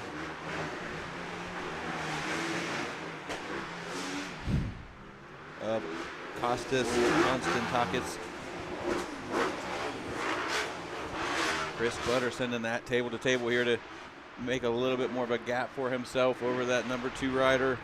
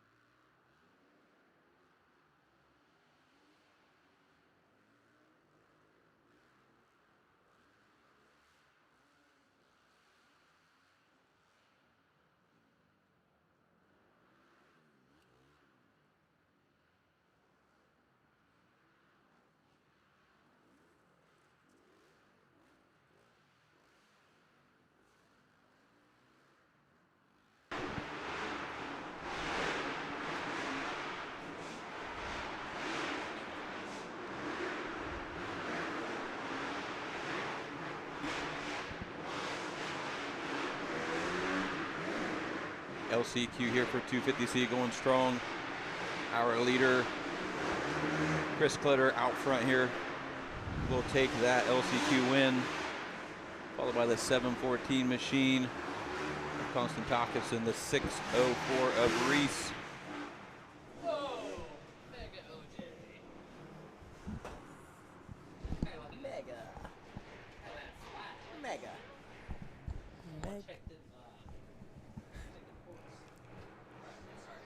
All right, first main event of the day, race number 2, pit bike stock mod, no clutch.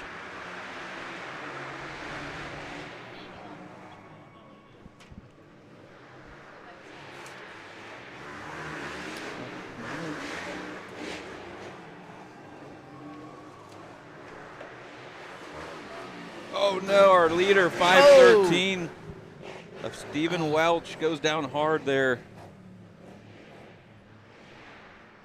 Not sure if he's, I think he's all right. I think he's good. He's back and remounted. Getting that bike going there. Lost the visor, but looks like our flagging staff going to go out there and grab that for him. He's just going to be a little bit more aerodynamic for this main event. So here's a replay. You can see. Looks like he maybe come up a little short. Yeah, it kind of bounced a little bit. So here we go. Oh, we got squirrely. Honestly, a really good save. That was probably best outcome. That was a good dismount there. Kind of landed down the side of that finish line face. Great battle here for second place between Brower and Welch.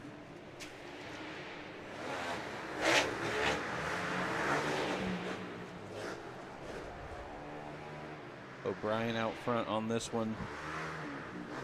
Brower looking to make his way to the front here. He was our heat race winner. Looking for a repeat here in this main event.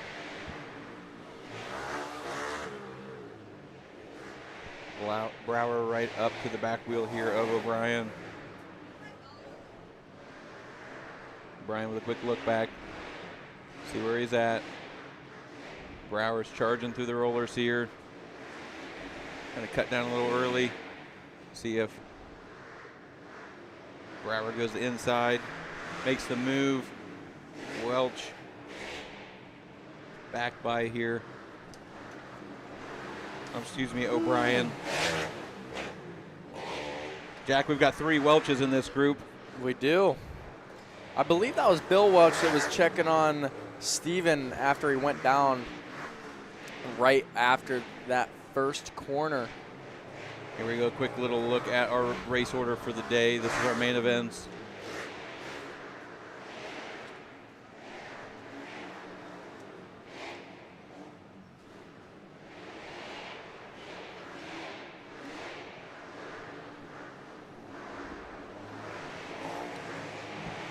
.515 and Brower here out front trying to make some space, but O'Brien is not letting him get away. White flag is out here. O'Brien has one lap to try to put some pressure on Brower, make a move.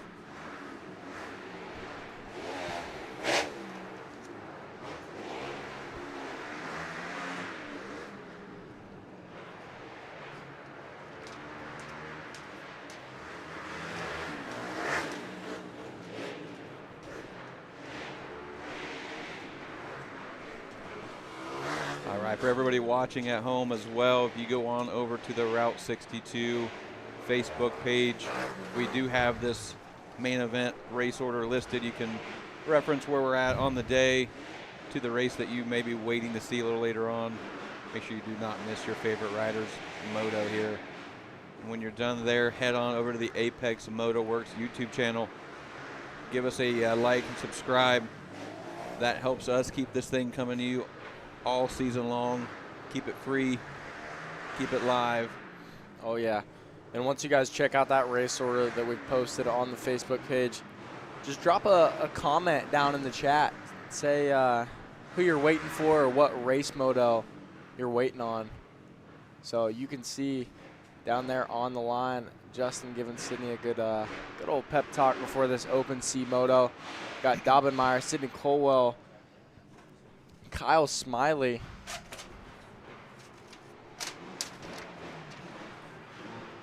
We've also got Brandon Davidson, Reagan Poth. Oh, it looks like Mac Frazier's got an issue in that straightaway corner.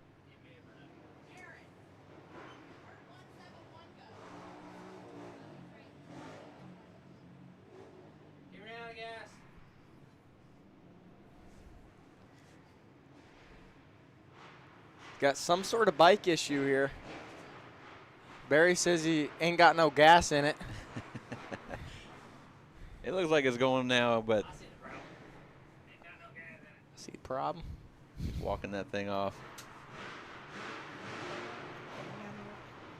All right, great shot of the starting line here. Full gate.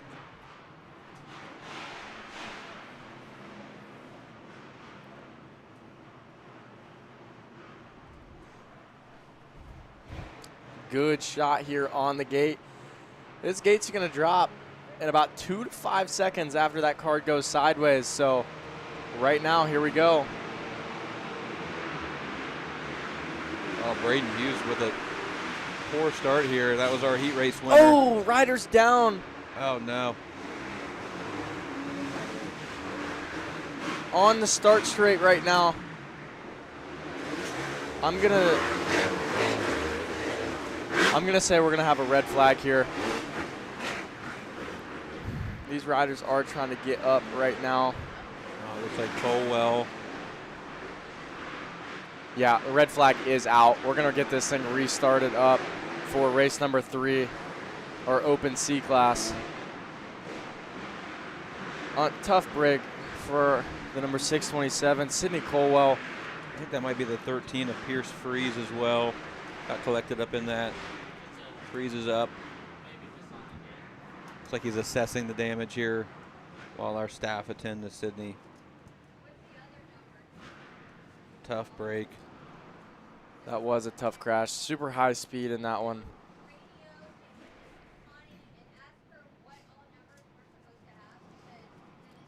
Sydney was able to kind of walk off to the side of the track, but I think she was holding an arm. Yep, she's sitting up now, looks like. It looks like she's able to put some weight on her arms there too, so hopefully everything is all right. Get her back into the pits.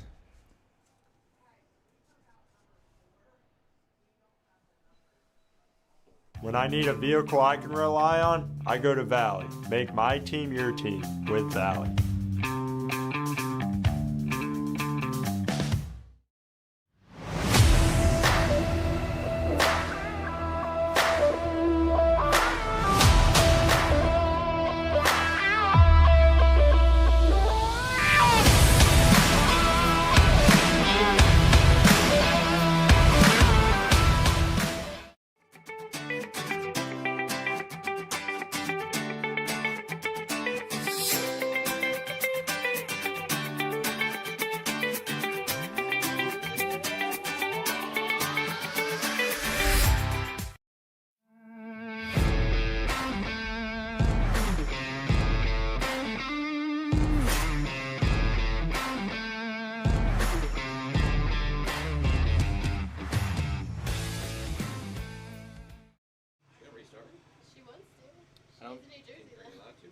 She's not allowed.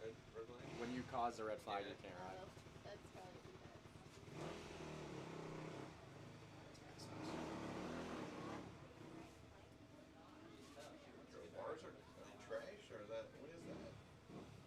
Rick won't let her anyway.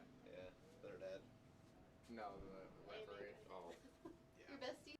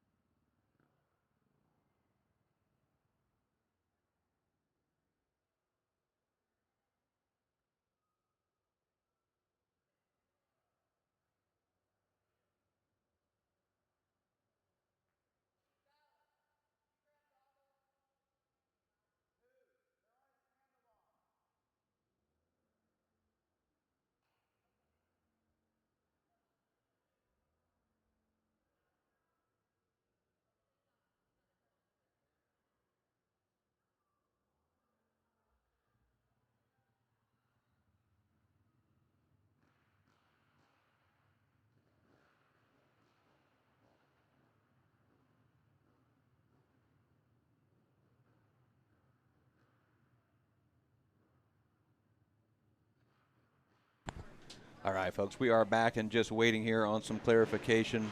Since we did have that red flag, they are going to sort out who is allowed to rejoin this race. We have our AMA referee on hand here to take care of all of our calls and concerns today. Since she was, He said 627 was when he was not going to allow to restart. He didn't have any brakes anyway.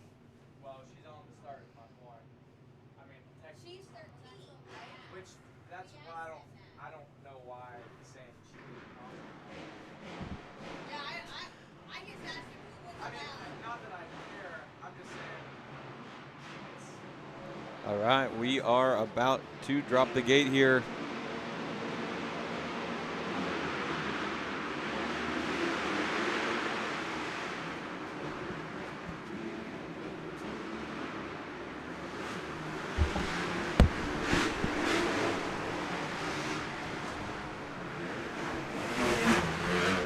Looks like the 17 McKenna Dobblemeyer out front early here. He was our second place finisher in that heat race.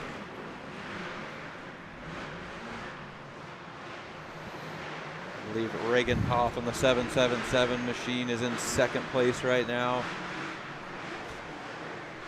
Dylan Freeland on the 383 in third.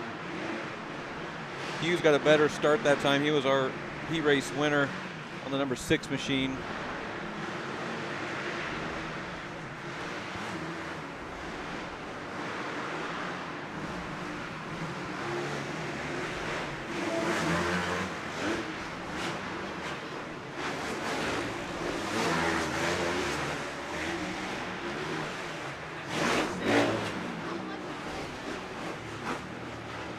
Great shot here.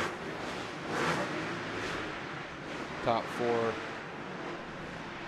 four of the top 5 in one shot here together through this rhythm section.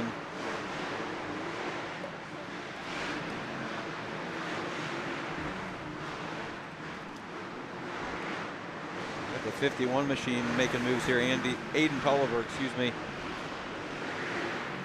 So Brayton Hughes back there in the 5th spot right now. He must have got a pretty rough start coming together with the 51 of Tolliver there. He was actually running 4th, Jack, and Tolliver made the move there. So Hughes looks like he's riding very cautious in this one. Yeah, he might know that he have this championship wrapped up kind of. So maybe he's just laying low, trying to get some points, get a finish. So you guys will see this caution flag, caution light out. All right, we're away now. But whenever you see those caution lights on, that just means no jumping, no passing, no racing up until the incident. And then once you pass the area of the incident, you may go back racing, passing. White flag is out. Obermeyer has this one in hand, barring any real mistakes here. Looks like Tolliver moved up into that second place position, followed by the 383 of Freeland. Freeland kind of missed the end of the berm there. Hughes looking to make a move. Hughes shuts the door. That will put Hughes in third. Great race and clear to the checkered on that one, Jack.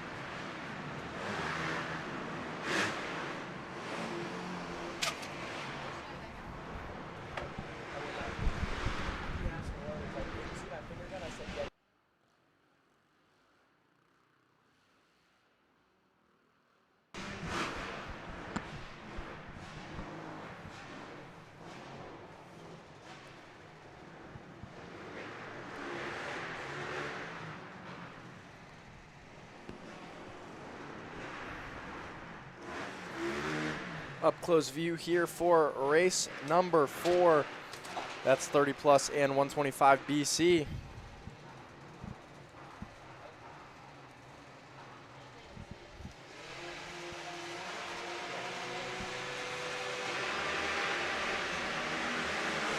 Cody Miller dialing in them starts today.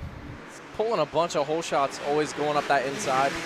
Green flag flies. Kyle Vaughn in that second spot for 35 plus. Eric Patterson in the lead of 125 BC with Bentley Adkins in second. Ridgebergy with a did not start. I did get confirmation that that bike did lock up. So I was told that he's only got 23 hours on that bottom end as well. Bummer. But that's the leader down for 125 BC. Eric Patterson down after our step on, step off. Back up, see if he can remount and make a charge during these 5 laps to get to the lead. Little replay here. The 231 machine will come through. Just slides out. See that front end just pushes. Getting a little slick out there.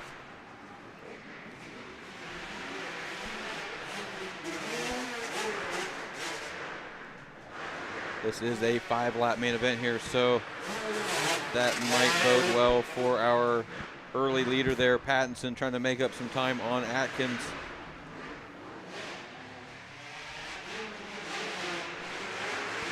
How's our 30-plus leader? Cody Miller comes around here.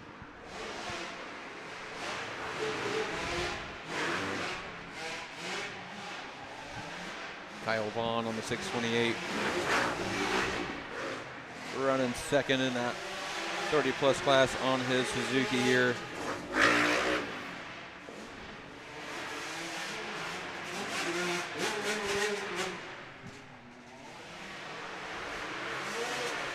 Eric Patterson hunting the number 20 down in the lead. Pattinson making moves here. It does kind of sound like that bike might be running a little rough for him, so hopefully everything goes well. He can finish this one out. Yeah, a little bit of spitting and sputtering. See if they can get that cleaned up. Pattinson does put that bike back into the lead here. As we see Cody Miller cruising over the table-to-table section here into the back rhythm. Great shot of the step on, step off there. And he's been consistently doing this triple out of the corner, making it look pretty easy on that Yamaha 450. Little look over there, can see that there's no pressure. And cruise this one in here. Cody Miller giving us a nice wheelie down that finish line straight away. Kyle Vaughn second cruising this thing in. We will see him here soon in 25-plus class.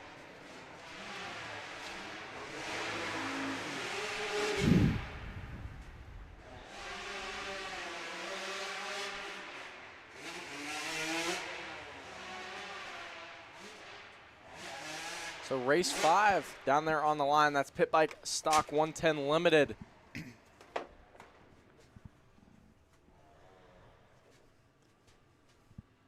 Tell you what, these riders are getting ready for our outdoor Ohio Pit Bike National. We're going to be having that thing on the Supercross track May 2nd. Stock 110 Limited, the class out there on the track right now, will be a money class. It'll have over $1,000 in payouts just for that class alone. So, yeah, and you mentioned the Supercross track. That is our outdoor track here, Route 62. Yep, Minio's replica. So folks that don't know, we've got about 4 outdoor tracks, I believe, for all skills and ages. So come check us out. What's the date on that one, Jack? May 2nd. May 2nd. Come check the action out. We're going to tone down that Supercross track a little bit since it's tailored to big bikes right now. A couple sections would be perfect, but there's some triples out of the corners and big double sections that we're going to make pit bike friendly.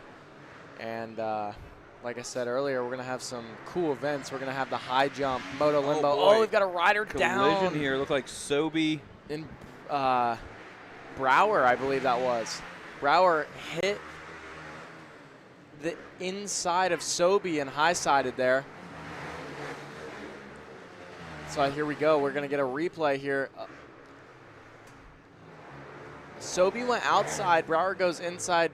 Doesn't really calculate and then hits him. So there is our replay powered by Rad Designs. Great. The Rad Designs replay. Great new feature this weekend here. Barry at Apex been working hard on getting the broadcast as good as it can be for everybody watching at home. If you like what you see, please go on over to the Apex Motorworks YouTube channel and subscribe. That keeps this thing going for the 2026 season. Keep all the action coming to you guys. Keep it free. Keep updating equipment, all the features that we can bring to you guys. Have you seen today? We've had some interviews, some replays, some split screens. So definitely a lot of work has went into this broadcast this year to make it great here at Route 62. Oh, yeah. Hoping to take this thing outdoors. Always getting that new equipment. Some new cameras. Yeah, we've got Tough Cuff on the line here. We, I believe, Jack, you were out there earlier today and was able to catch up with Tough Cuff. Yeah. Yep, and we had a pretty good chat. So it was, we always see Tough Cuff, so through the week, he'll come up practice. He'll give us a big box of snacks, donuts, cookies, cakes, literally anything sweets. Probably not good for the moto diet, but he gets us dialed in. Here we go. Let's check this out. It's Tough. All right, I'm down here with Tough Cuff, and just saw you come off the track. Tell me a little bit how it is out there, how the dirt's feeling, and just what we're feeling like. The track's awesome. The track's real tacky. I came out Friday and rode.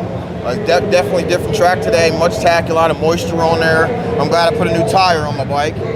Thanks to Octane Outlet and all my sponsors. But this is almost round 5 of 6 rounds, so it's time to get back in these points. I'm second place in 50 plus, and third place in 40 plus, and hope to improve this weekend. Yeah, well, again, Tough Cuff. Yeah, we look forward to seeing you out there. We can all things 413. We do all things through Christ that strengthen us. That's my platform, Tough Cuff Racing. Thank all my sponsors. Thanks Route 62 and everybody involved. Yeah. Apex as well. Thanks. So there we go. Love to see it. The People's Champ, Tough Cuff, as we wrap up this race 5. Garrett Kellogg will take the win there, followed by Connor Sobey. I believe we've got the number 1 Levi Burt in 3rd. Abel Brower going to come around here in 4th.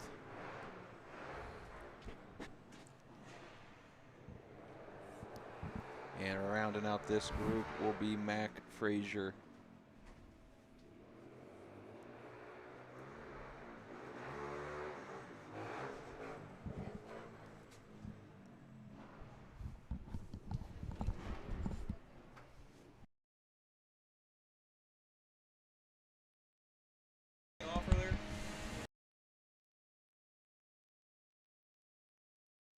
All right, here we go. Tough Cuff. Look at that whole shot. Little wheelie down the straightaway. Up the inside was the 344. That is Michael Fasone out of Lewis Center, Ohio on that Kawasaki, taking the lead from Tough Cuff early, trying to sprint away from the rest of the pack here. But not far behind Tough Cuff, the 7X Logan Bryan. Talked to him earlier. Got the whole scoop on his 96 KX 125.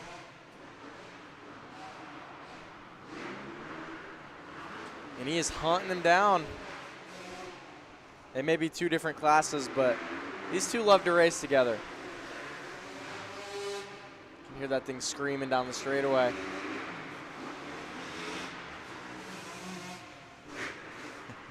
Tough Cuff with a little leg swag there over the finish line.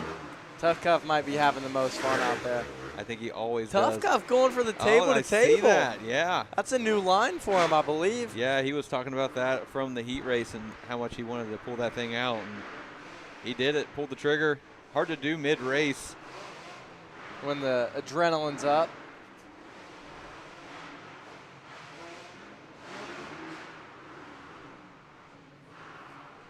Logan Bryan staying clean. Tough Cuff to be Exchanging inside lines. Here. Tough Cuff riding a wide bike, keeping Logan Bryan behind him, but Bryan is putting the pressure on. Definitely had a major torque disadvantage here out of these tight corners. Yeah, we're going side by side. You can see these riders cutting each other.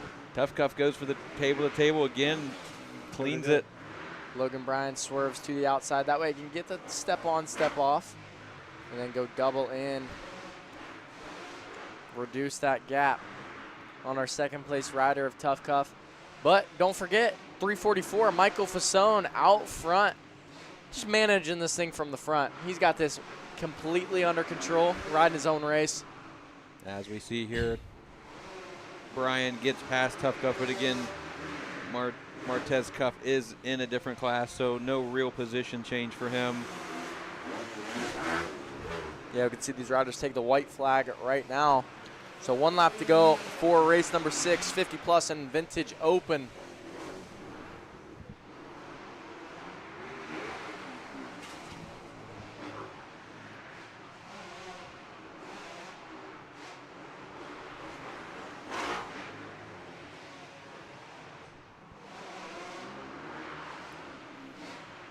Two corners to go here for our leader, Michael Fasone. Out of Lewis Center, Ohio here, not too far down the road. Gonna put that Kawasaki on the top step of the podium out there. Gonna go out and talk to Mr. Kevin Ott, get his podium interview. No wheelie down the straightaway this time for Tough Cuff, but check the leg swag. I'm sure we'll get something. There it is. Vince Langer in that third position. And Russell Sable crossing the finish line.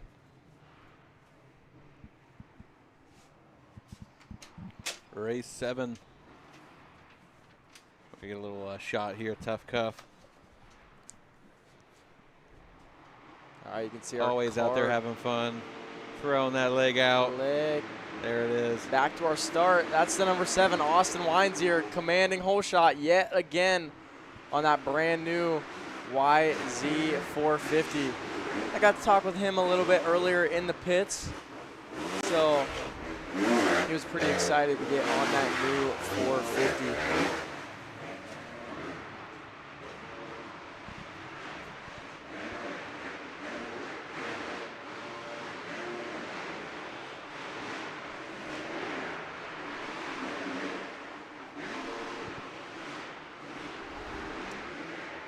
All right, as we come around our first lap, that's still Austin Wines here leading over Hugh Lassiter and Braden Hughes. Let's take it down to the pits where we were talking to Austin just a little bit earlier. All right, I'm down here with Austin Wines here, and we've kind of been seeing you run the B classes and battled out with your brother in College Boy. So I seen you on a new bike out there in practice. Just tell me a little bit about that and what it is and everything. Yeah, just got the new bike yesterday and first time out on it. So every time I go out there, I'm going to be trying to get more comfortable, making adjustments as we go, and yeah. Oh yeah, well, I guess what are we thinking for this year? Are we going to bump up to A class, stay in B, go for a run? What are we thinking? The goal is stay in B class, see what I can do in B class, and then if I can win, maybe move up, maybe stay in B for the rest of this year. But next year for sure I'll be in A.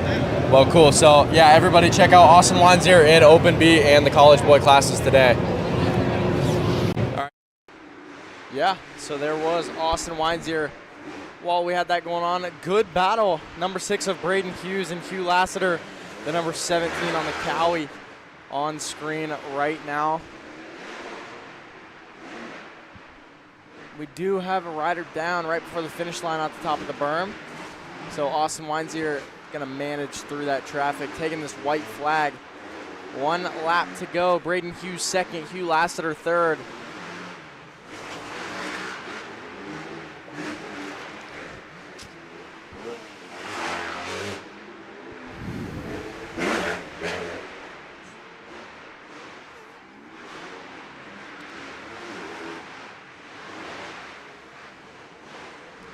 These are 2 different classes as well. So Austin Weinzier is going to be taking the win in this College Boy division, whereas Braden Hughes is out there in the lead for the Schoolboy 2 class, and Hugh Lassiter in that 2nd position in Schoolboy 2. Jordan Howard in that 2nd place for College Boy.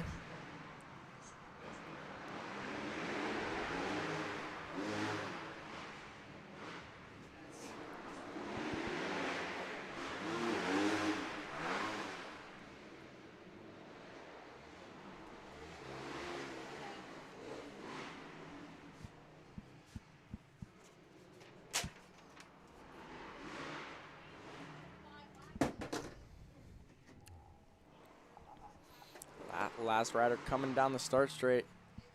That is the number 3 of Jason Hilton.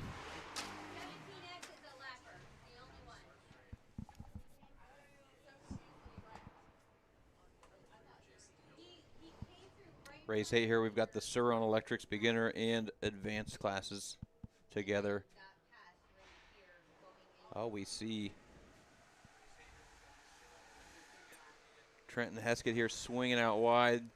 The 76 machine of Parker Chappell really put a move on Heskett right out of the gate, kind of moved over a little bit and took his line away. Chappell was the 2nd place finisher in our heat races here, looking to put that bike on the top step.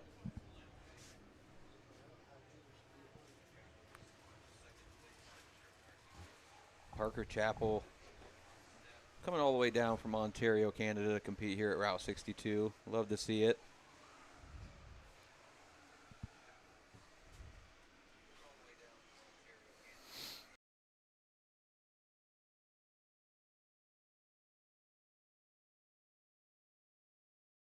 Shout out from team, we got a shout out from Team Cuz on Facebook for the whole Chappell gang. So love to see that. Keep dropping those comments on the Facebook page.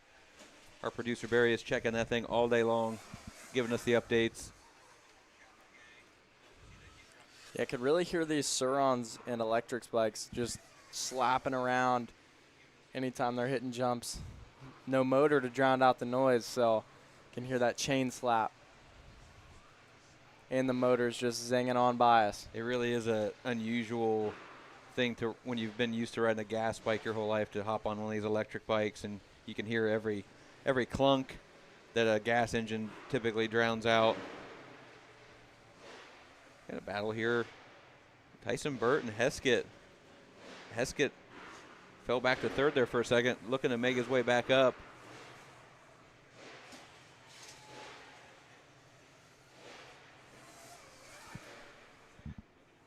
Good battle between these two. Parker Chappell's distanced himself just a little bit here, got some breathing room.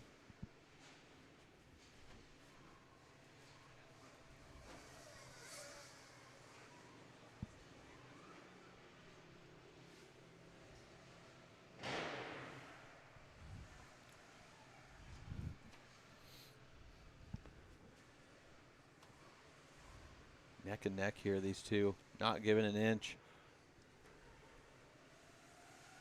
I believe they're on the same bike, Jack. I think those are both the RTR Electric & Co. bikes. Oh, man, getting tight. Yes, it is. I believe Tyson Burt actually has the bigger wheels. Yeah, I think you're right there, but as far as the bike itself goes. Both RTRs, yeah. Yeah. Electric & Co. Burt going to go up the inside here, try to make a move. Not able to double in. Here's a good little replay. These two just battling it out here. A lot of looking over between both of them, trying to figure out where the other one's going to be because you cannot hear their bikes. They get real close here on the finish line. Parker Chappell, though, looking to bring this thing home. Going to take that little horn beep there to celebrate. Heskett's going to come over the line in second, followed by Tyson Burt. And those were all our advanced riders here, so I believe Levi Burt is going to take the win in the beginner class, followed by Titus O'Brien on that 11 machine. Rounding out this group for race 8 on the line, race 9. 40 plus here.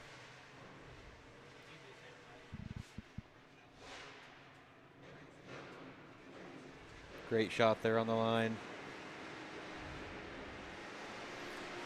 We got notable riders in this one. We got Chris Thomas. We got Michael Fasone. We got Tough Cuff, Joshua Smiley. Tough Cuff and Fasone both going to hug the inside here.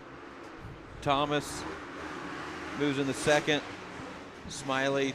Good start by Josh. Going up the inside of Chris Thomas. Yeah, takes over that second place position. Josh going table to table.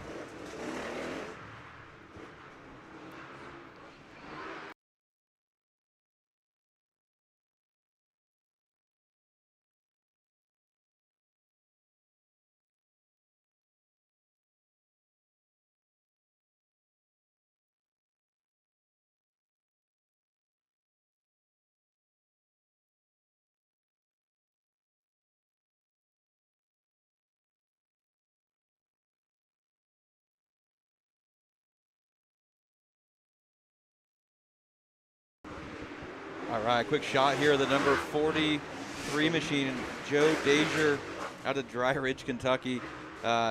Just got note, this is his first race ever. He literally bought that bike last night, generally a woods racer, so awesome to see him making the trip up here to join us at Route 62. Yeah, you would never know this is his first race or that he bought that bike last night. Literally last night, so cool to see. Yeah, getting it done here in our 40-plus class. Definitely not an easy transition to go from dodging trees to hitting jumps. Not at all. I'm not a fan of trees because trees don't move. That's right. So. All right, back out front here, we got Fasone still leading this thing, I believe, followed by Chris Thomas in second.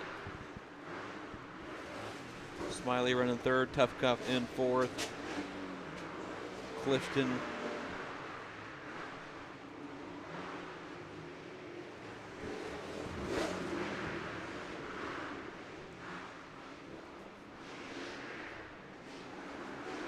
Chris Thomas of the Thomas Boys here, one of our Apex broadcast sponsors.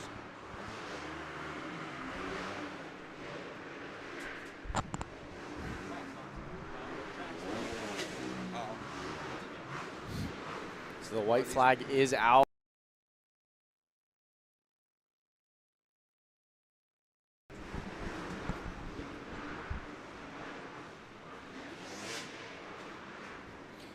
We do thank everybody for tuning in to our Apex Motorworks broadcast, presenting you guys the Amateur Indoor Series, presented by Renegade, because racers that win, pour it in. That's right. If you're on hand here and you need some fuel, hit up the staff out in the pits. They will get you a can of whatever fuel you need. Whether it's 2-stroke, 4-stroke, pre-mixed, not pre-mixed, we got you guys covered. It's right here. Speaking of covered, Fasone had this 40-plus class covered. Chris Thomas in second. Smiley in third. Looks like Tough Cuff's going to come across the line here in 4th. Ryan Clifton in 5th.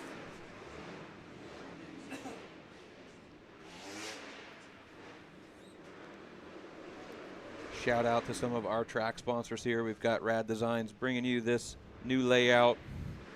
Apex Motorworks bringing you the broadcast. Keeping it coming all year long here. Iron Pony, Trail City 4x4, Full Throttle Images, SNS Landscaping, Homes Rental, FCR Suspension, Mid-Ohio Power Sports, Electrics, Minton Cycle, the Winland team at Caldwell Banker Realty, Coughlin Cars, Tough Trucking, Thomas Boys, we've got Schmitty's C-Store, Valley Automotive, and CMP Attachments, all helping to make this thing possible. Race 10 underway. This is the Pit Bike Stock Mod Clutch and the Vet 35 Plus. Looks like the 293 of Connor Sobey here is going to take that whole shot. Wow.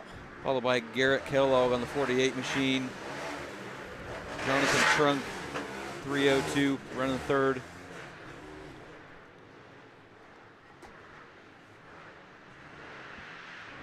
Great shot there. Oh, Garrett Kellogg really doubling in, but slowing up to. It seems like he could probably get onto that table, but slowed up and jumped into that face. Seemed like a rough landing there.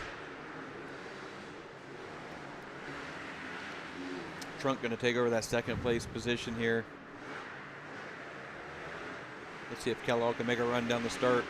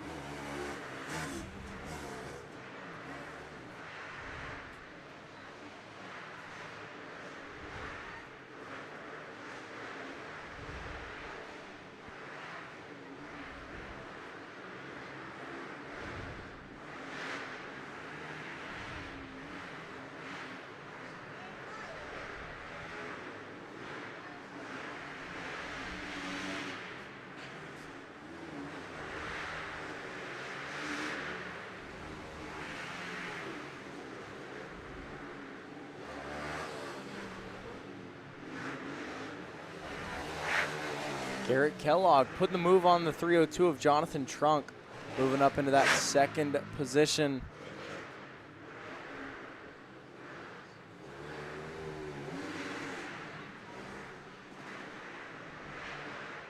Still a good battle here. Jonathan Trunk not letting Kellogg get out of his sights.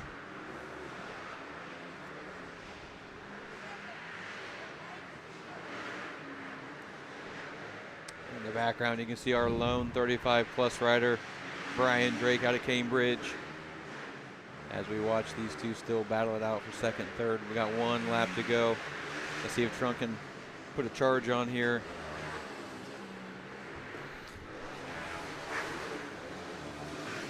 And TJ, I got to give a little shout out here. I know we're missing one of our crew members down there that usually holds the card for us, Carson Minton. But the boys just a mile down the road, Minton Cycle, they got the broadcast on up at the shop, you know, keeping track of their riders. Even though there's no 50s out there today, they're tuning into all the action. So a little shout out to the Minton Cycle boys and track sponsor. Love to see it. Tons of Minton Cycle bikes here yesterday.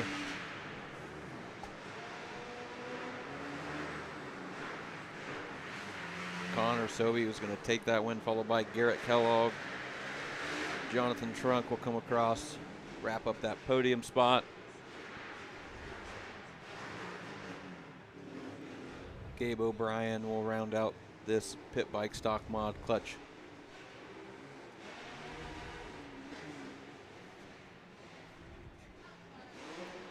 Great shot on the line there of our race 11, 2-stroke and 25 plus.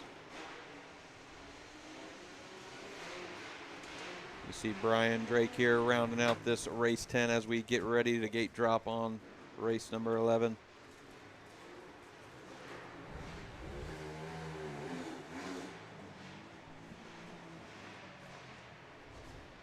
got 3 racers in this 25-plus class.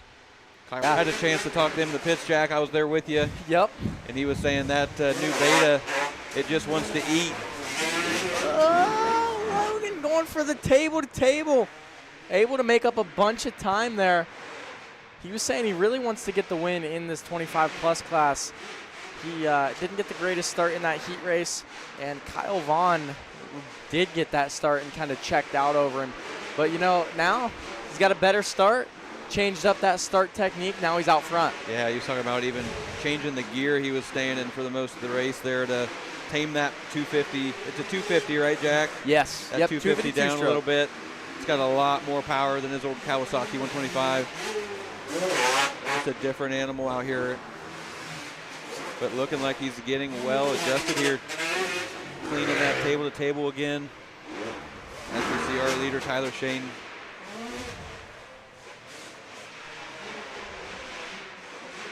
Tyler Shane throwing some steeds over our big triple there.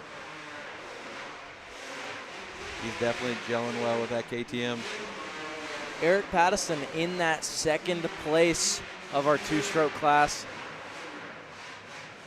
Kyle Vaughn, second place of our 25-plus.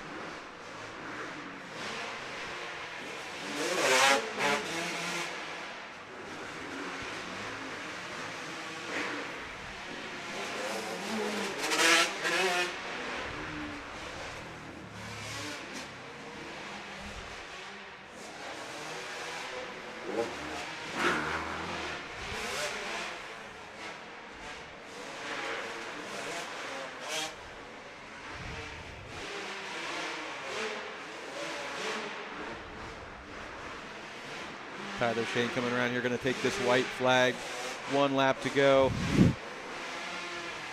At this point, so far ahead of the second place rider in this 2-stroke class. Shane can really just cruise this thing in.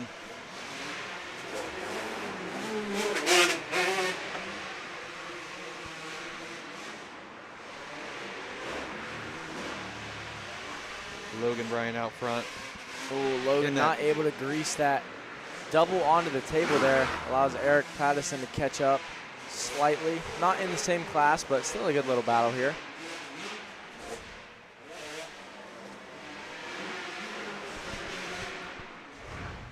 Pattison's going to dive. Oh, he hits the brakes there. Logan says, not on my watch. That's right. Not in the same class. No real need there to dive bomb the inside. On paper, not going to make a difference. Yeah, but Logan Bryan, first 25-plus race ever, first 25-plus win. All right. So usually the vintage rider steps up to the modern bikes and is able to take a win here in 25-plus. He's got to be pumped on that one. Oh, a little chain slap there over the finish line.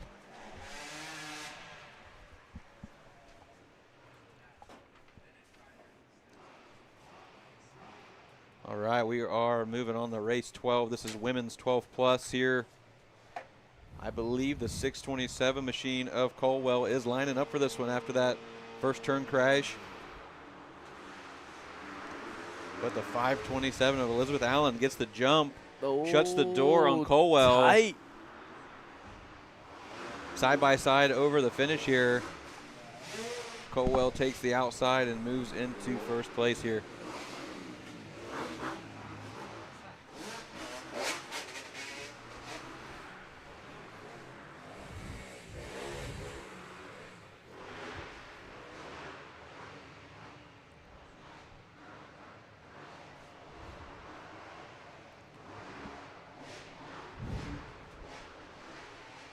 Yeah, we had Sydney Colwell out front in our heat race, followed by Elizabeth Allen and Kate Kellish. So it looks like we still have the same running order right now. But the number 99, Haley Carter, looking to try and make a move, get in that top 3, and get on the podium to see our boy Kevin Ott inside the pits up on the podium doing their speeches.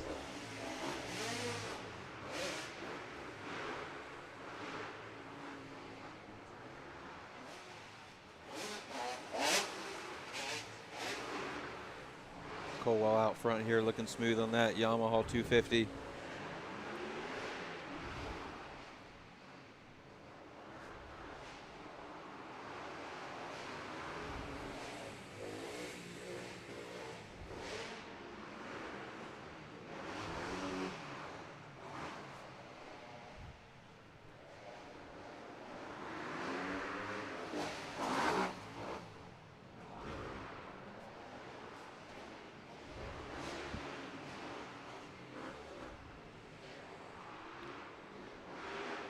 Kellish and Carter here on screen still battling out for position. See Kellish there makes a little bobble. Back on screen is our leader here, Sydney Colwell. And Aaliyah Drake there, I believe going a lap down.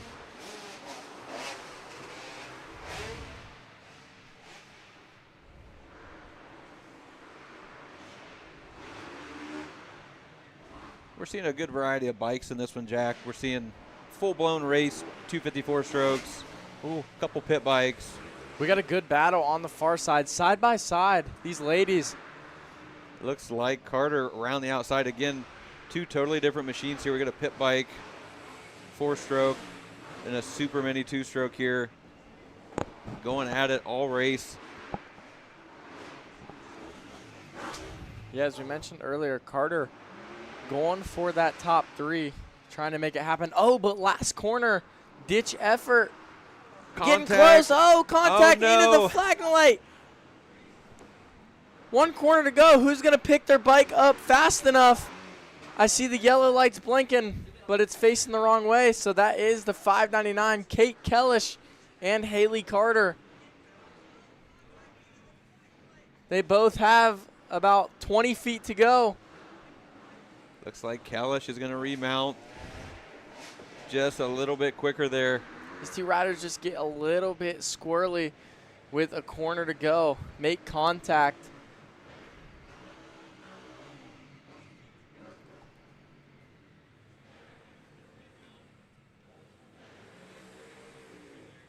You got Aaliyah Drake there rounding out this 12-plus women's class, race 12.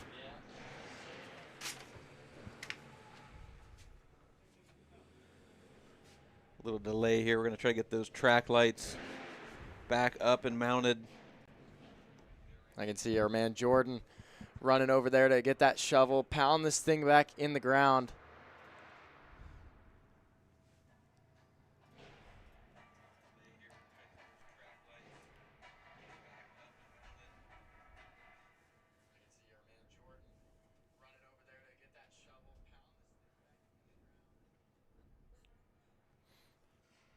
Good little replay there. It's never over till it's over, Jack. That's right. There we go. Get that light back in the ground, boys.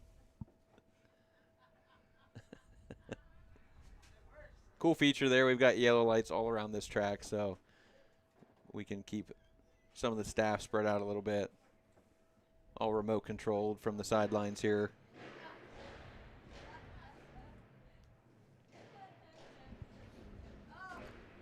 Race 13, pit bike trail. Couple electric bikes in this one.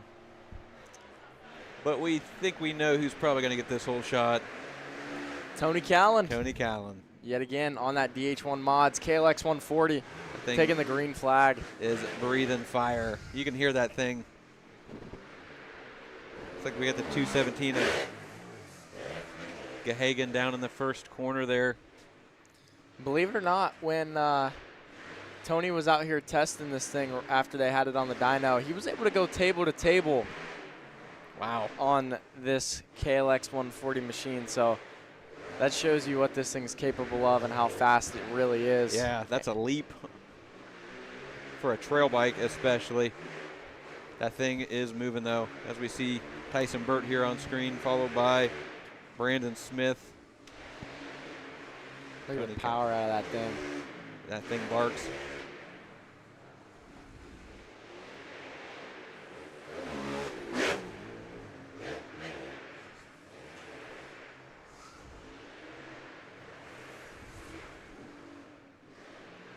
On screen here, we've got Jacob Gahagan We were outside during intermission, Jack, getting a little bit of little lunch, and they were out there in line with us, and they were saying that this was his first year ever racing.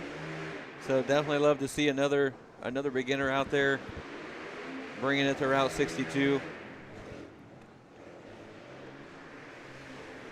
Jacob Gahagan on that 217 machine.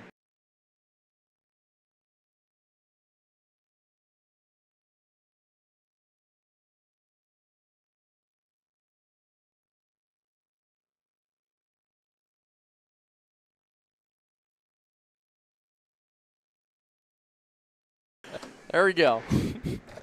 Got things sorted out there. Back to our leader here, Calland out front.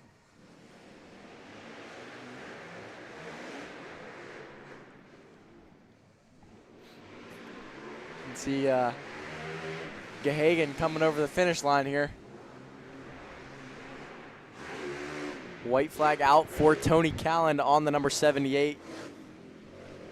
Those two are essentially on the same platform, if I'm correct, Jack. Yeah, I believe Gahagan is on a KLX 140G with the big wheels, whereas Tony Calland is on small wheels with 14-17 sized wheels. So two different ends of the KLX 140. Gahagan not giving an inch here. I'm sure he hears that thing behind him, though. How can you not? Uh-huh.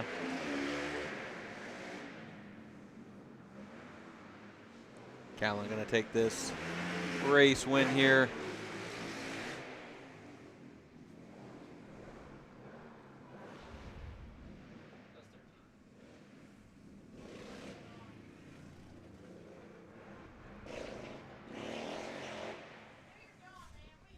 Race 14 on the line here. If you're watching from home, folks, drop us a comment on that Facebook page. Shout out your favorite racer. Tell us where you're watching from. Maybe we've bobbled a last name. Shout out and tell us how to say it correctly. Yeah. We're always checking the page. Our producer Barry here keeps us updated all day long. Just like Gahagan out there right now. I butchered that one earlier. I got corrected on that. So I wasn't going to throw you under the bus, Jack. I know. But hey, we got it fixed. That's all that matters.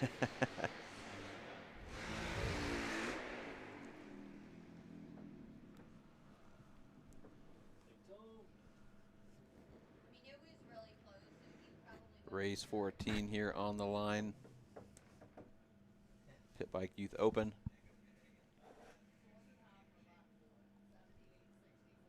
Parker Chappell took that heat race win all the way down out of Ontario, Canada. We know they are watching from home. You can hear the revs are up of our next class. Quentin Mailing was your second place finisher in that heat. Mailing with a good jump, but Chappell just rockets on by there. Weston White really gutting through this one. A broken wrist in a cast.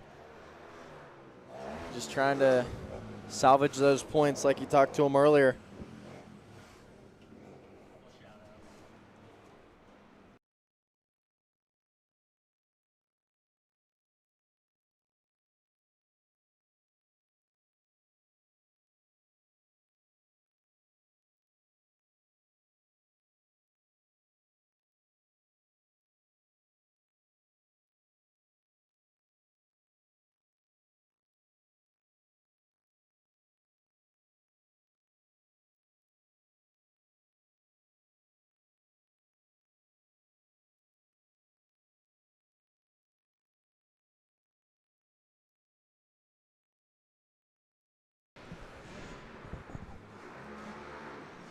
Couple Facebook shout outs there for Parker Chappell and one of our previous races on the day, Pattison. Got some folks tuning in from work. Yeah, Pattison had some good rides in that 125 BC moto and the two-stroke moto as well. Yeah, definitely put his head down and move forward in the pack.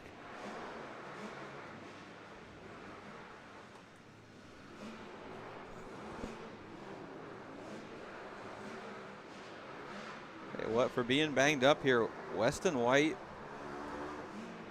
is hanging on here to Mac Frazier, putting the pressure on. We see Frazier go inside, Weston goes outside there. Parker Chappell out to a very comfortable lead. Mailing, no pressure here in second. The real battle is for third and fourth right now.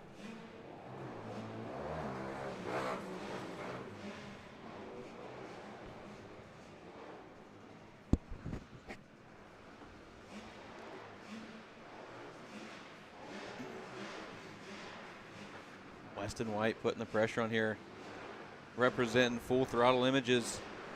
And he's out there getting all the shots today.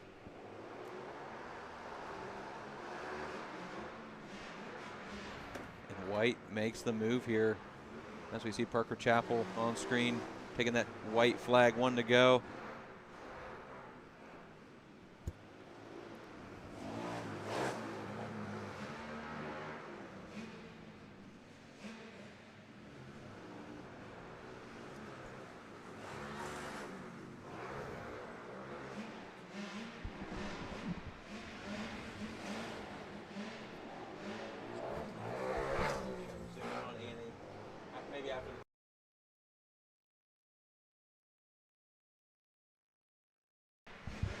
That's her husband too.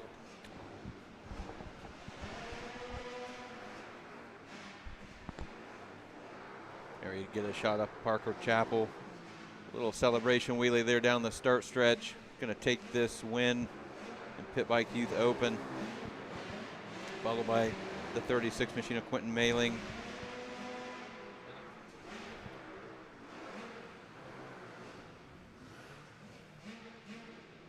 Rounded out in third place here. Weston White on screen. You see Annie White getting those photos. That's his mom. Super proud, I'm sure, for him getting this thing out. Getting a third. Mac Frazier going to round out this group.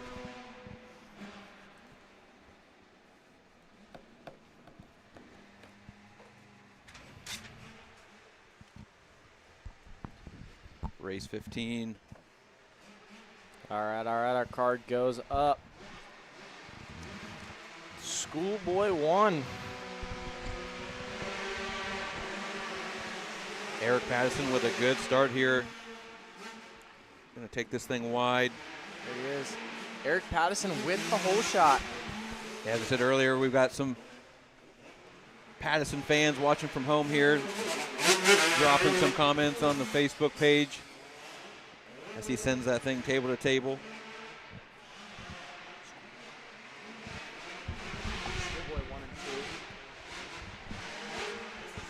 Yeah.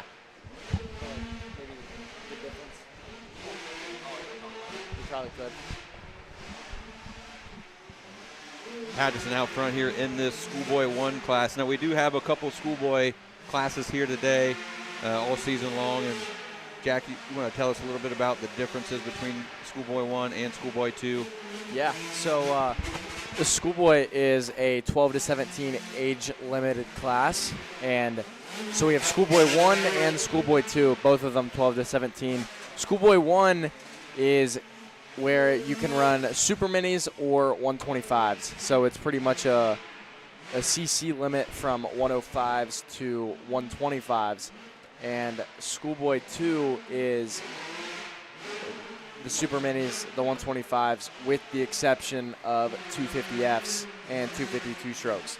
So Schoolboy 2 just is a little bit more of the 16, 17-year-old kids that are on a 250, and Schoolboy 1 is just, you know, you can have any of that range, 16, 17-year-olds still on a 125, maybe about to move up in the coming years.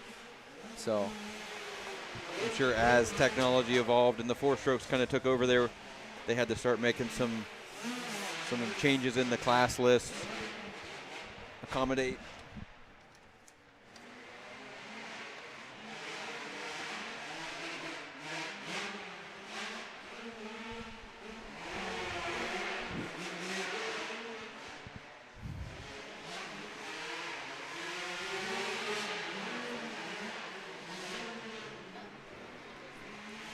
white flag is out for race number 15.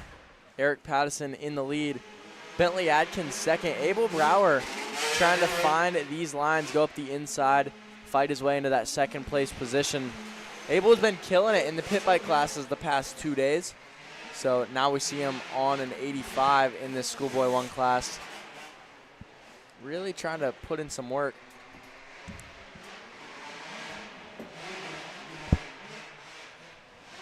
And then not too far behind Abel is the 109 of Balin Russell from Parkersburg, West Virginia. Did not start from the 991 of Ridgeburg. Unfortunately, blew that bike up in the first moto of two-stroke. So we won't see him the rest of the day. He's going to have to get that thing home, tear it back apart, and be back for round 6. Yeah. Pat the win. Race 16 here on the line. Pit Bike Open A, B, and C. Notable mention here, we do have Brian and Aaliyah Drake side by side on the gate. Father-daughter combo. Let's see who gets the bragging rights for the whole shot. Looks like Brian's going to take that one. So Mason Casto. And it looks like Boardman here. 1 and 2 off the start, followed by Brian Drake.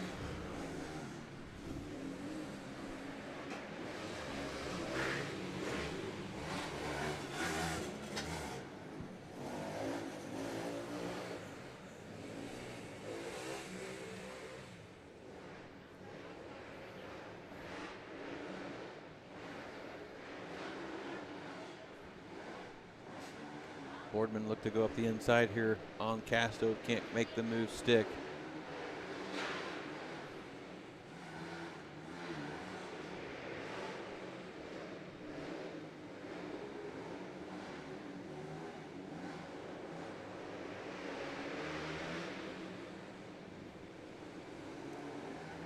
Boardman up the inside, takes the line away from Casto.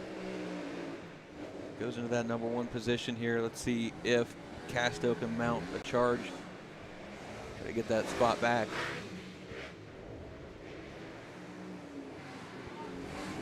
Looks like we got a little replay here of the pass for the lead.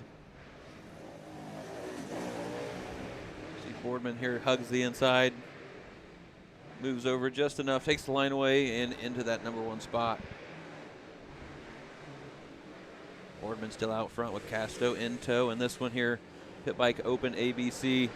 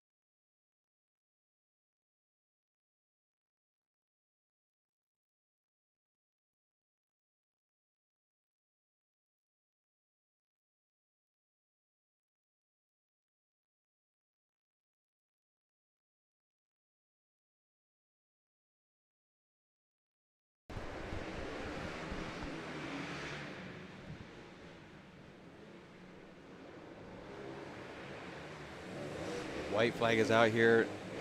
Boardman still holding off the 114 of Casto, but Casto is doing everything he can to make the move back into first place. Looks like we have a downed rider there on the side of the track.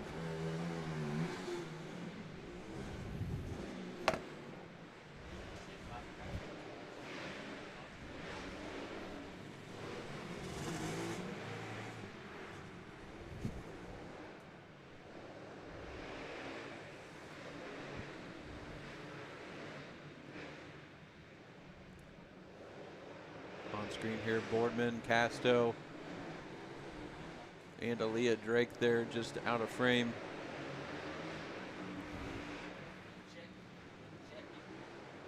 Last corner. Looks like Boardman's going to hold on for this one.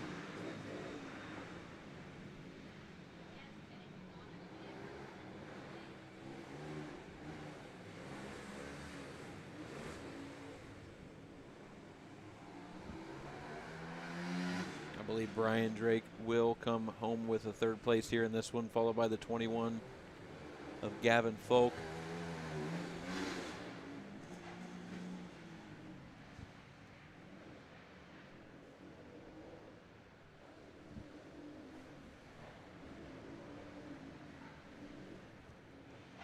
On screen here, we've got the 27 machine of Deaver. Gonna round out this one here.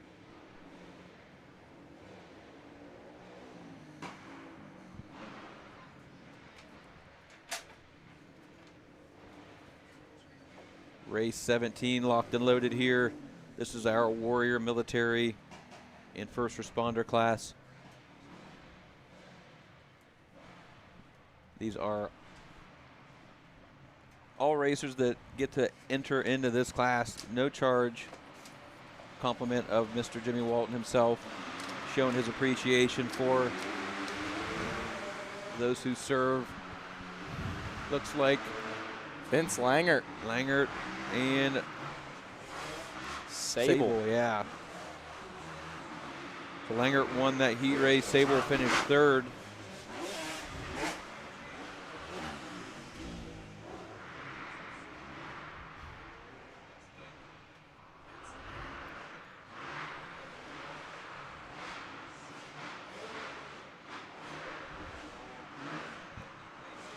Like Jeff Thompson, who finished second in that heat race, running fourth currently. See, Jeff can make some moves here up towards the front.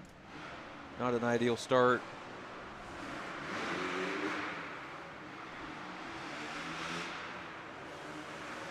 Langer starting to put a little distance between himself and Sable.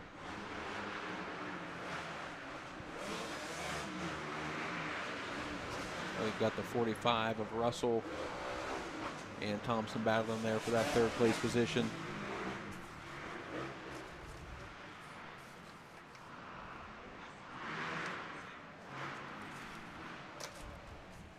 Yeah, Langer out in the lead right now. He's actually leading the points for this class with Russell Sable in second. A notable rider we are missing this weekend is John Romaniak.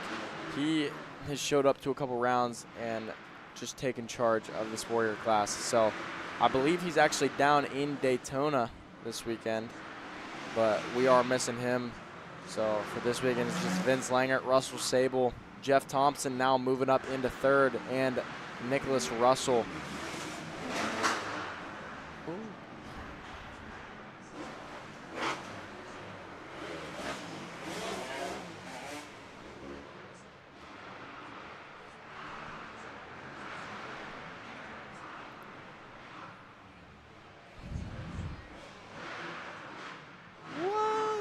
Jeff Thompson getting a little loose loose. Putting a charge on here.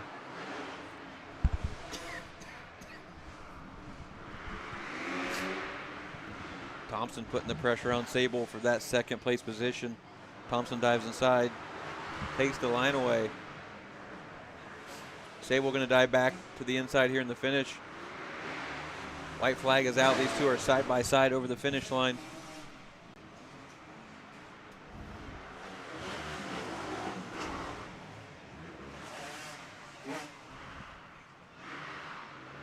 Good little replay here.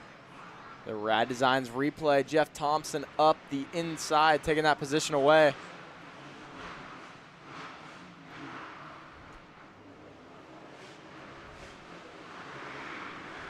Here before too long, we're going to have a whole bunch of cool segments. Maybe like a mitten cycle moment of the race.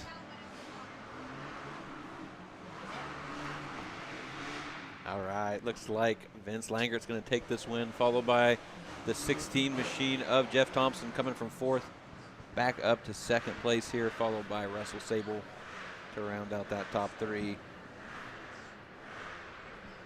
followed by the 45 machine of Nicholas Russell.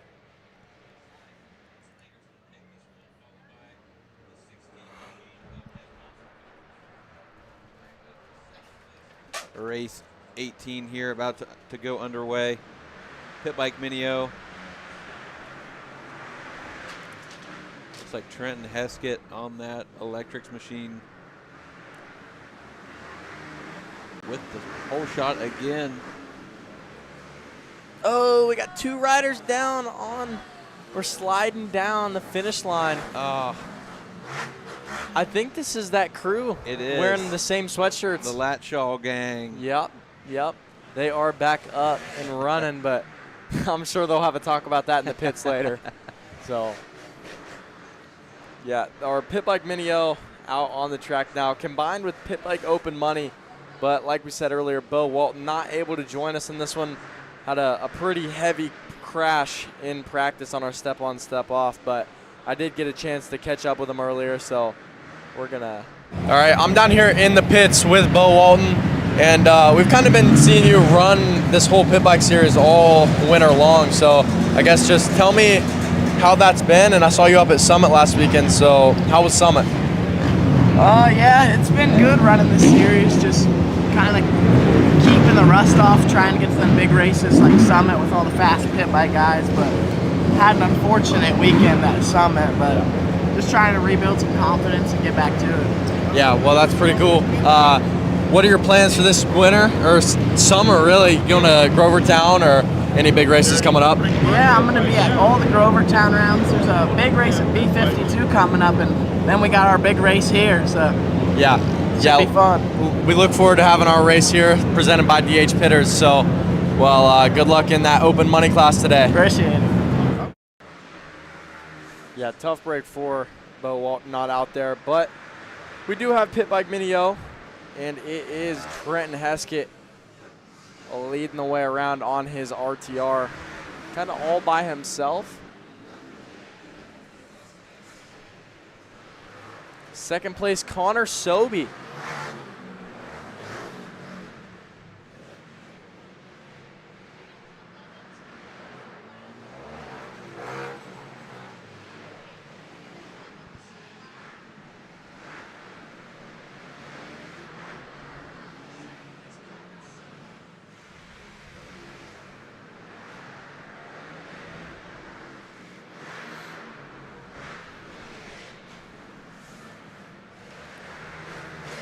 On screen here, we got Brandon Smith, and I believe that's Abel Brower battling it out here. I think that's for 4th and 5th. I believe the 302 machine of Jonathan Trunk running 3rd right now, but out front, all alone, is the Slash of Trenton Heskett on that electric RTR machine.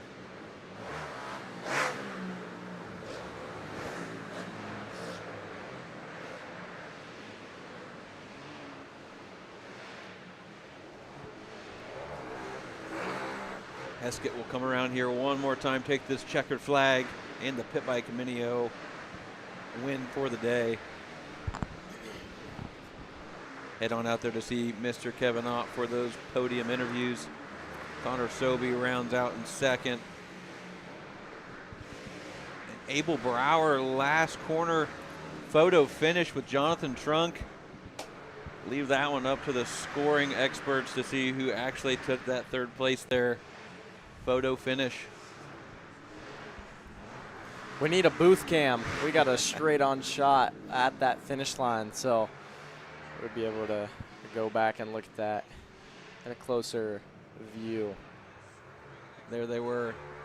Hard to tell from that angle, but they were definitely neck and neck there crossing the line.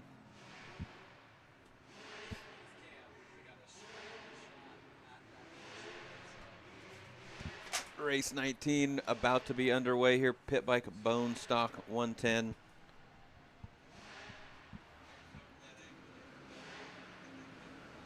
Some bumping here down the start stretch. It looks like Quentin Mailing is going to have this inside line.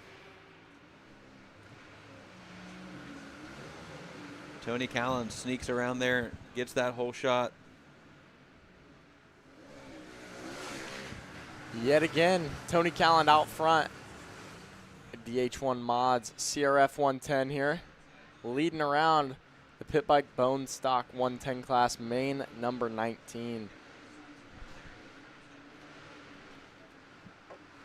Only about 5 races to go until we wrap our big bike and pit bike day up.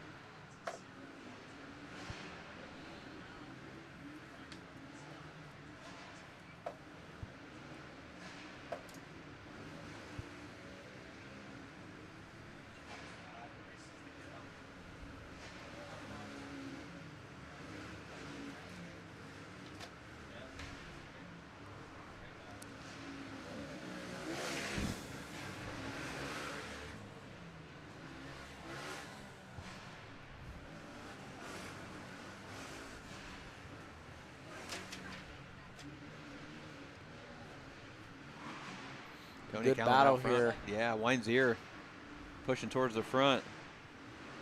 Able to make his way around Austin Constantine. Weinzier did finish second in our heat race here on rails, looking to catch Callan. Callan taking a good look over his shoulder. See where that second place is.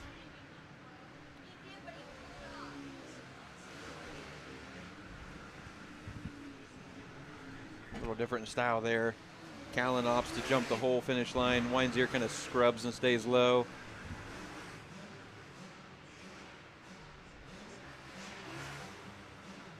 Weinzier going wide here. Gonna do the double roll.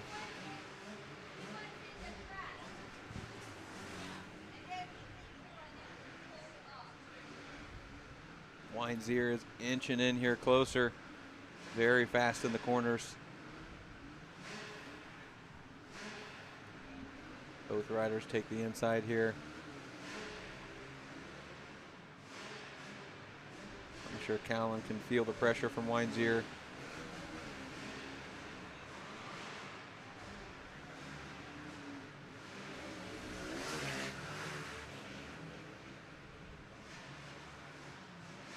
See if Weinzier swings it wide again. This line's been working pretty good for him. Callan blocks it. Oh, Weinzier doubling in. Yeah, he did that last lap, but Callan pushed him a little wide. He tagged some fresh dirt on the edge of the track there. Able to keep it going here. All right, we've got about 2 corners left. I think Weinzier is just gonna kind of stay patient here, follow his lines, see if he can make a pass in the last 2 corners. Tucks inside. We got 1 straightaway to go. You know, Callan's neck going to and hug neck. the inside here. Weinzier's going to try a slingshot around. Couldn't quite get it done. But Good Callan race in there. taking his way to the top step of the podium, seeing Kevin Ott and taking the main event win in a race number 19, your Pit Bike Bone Stock 110 class.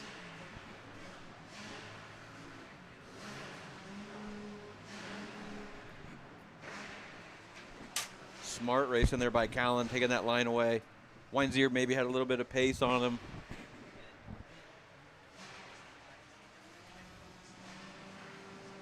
Race 20 here, Open D on the line. Here you get a good shot of our heat race winner, Caden Bixler, on that 228 machine. The 78 of Pablo Boras on the 78 Yamaha there. The 225 of Chestnut was our second place finisher. Looks like we're gonna use that 2-minute option here. We got some bike problems.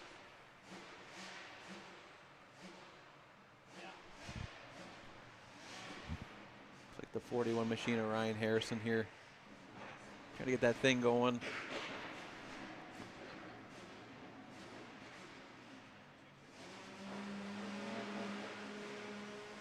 Board is up. Card sideways. Got a wheelie out of the gate there by the 655 machine. Oh, and by the 41. Harrison with the whole shot.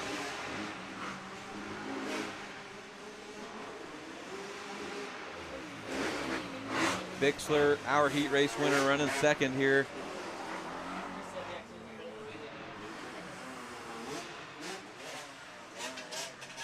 Bixler up the inside.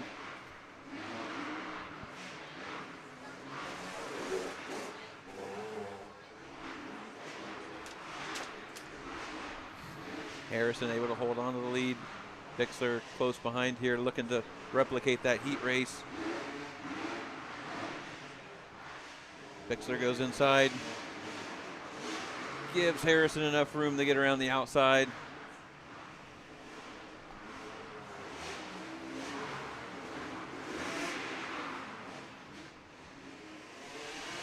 We got the number 3 machine, Justin Beatty, running third, followed by the 78 of Boris.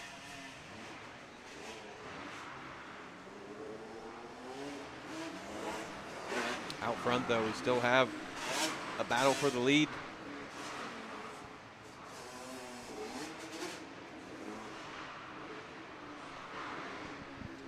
Good bounce back here for Harrison. He finished 5th in that heat race, so to be leading this thing, especially with your heat race winner Bixler on his tail this entire race so far. Bixler not quite as nice that time, but still gives him enough room to sneak around the outside.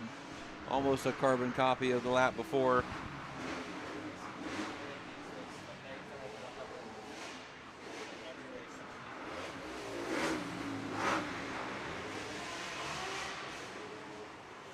Bixler up the inside here. Yeah, we got a good battle here. Bixler takes the lead. See if Harrison tries to go up the inside. Not enough there.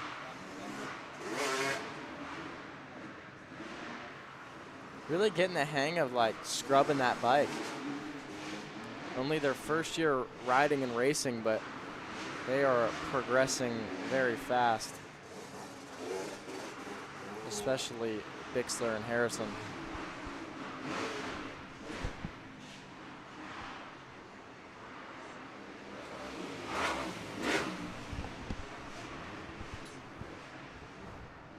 On screen, we got the 225 of Chestnut and the 78 of Boris there. The number 3 machine of Justin Beatty. As we go back to our leaders here, Bixler still out front. Harrison trying to keep in tow.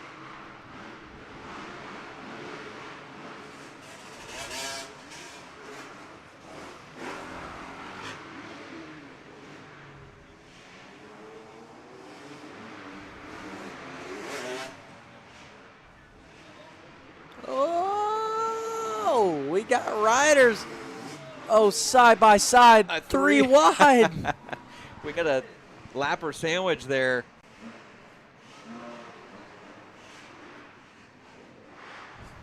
I'm pretty positive that was the 41 of Rylan Harrison taking the win there. Got a great replay here. William Seville on the 65 gets kind of caught between the two. Up the inside, makes a little bit of contact. Harrison 3 wide. Close race. I saw that wrong, Jack. Seville was on the right there. Wondering what was going on over that finish line jump. Yeah. 41. Riding pretty aggro there. Just getting up the inside. Yeah, like I said, he taking the win. You know, it's D class, but yeah, 5th place in that qualifier. We're going for a win. Got to get aggro. Love it. Sometimes you got to do a little bumping on the indoors.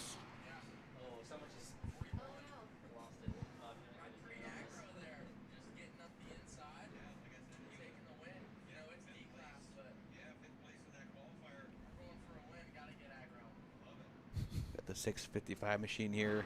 Little tip over in the bowl corner. Get that thing fired back up.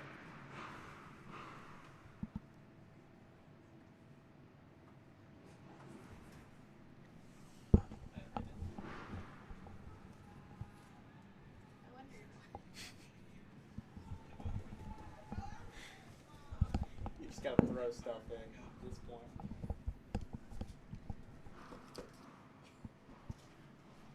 Great shot there, the starting line with some of the track sponsors in the background. Got some spectators up tall there, looking out over the track.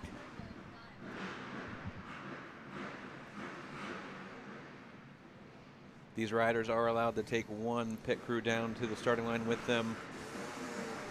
And as you can see on screen, we have mechanics row, so those folks have got to vacate that starting line and head on up there.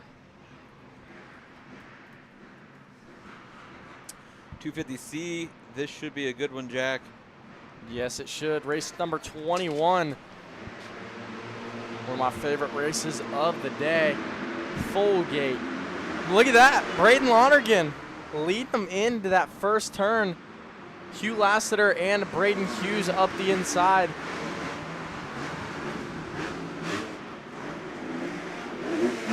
Good start by Hugh Lassiter and Braden Hughes. Trying to set this pace high on lap 1. Braden Lonergan, a really good start up into third. Don't count out the 383 of Dylan Freeland. Dylan Freeland trying to triple on the outside of Lonergan. Lonergan takes control of the inside. Oh, we got good battles here. Let's watch this battle for third place, and he hits him, and he goes into the tough blocks. We got Three riders down. Stacking up here. Now that was pretty aggro.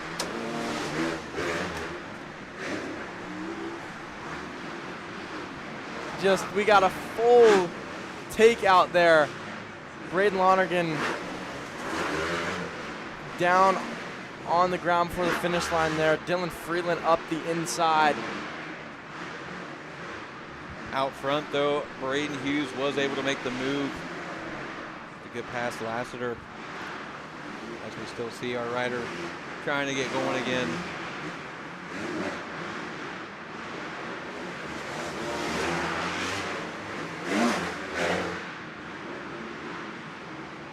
Hughes navigating some lap traffic here. It looks like 250 machine of Kilbride. We got a mechanical after that issue for Lonergan. Braden Hughes still leading the way around here in 250C. Hugh Lassiter second, Dylan Freeland third.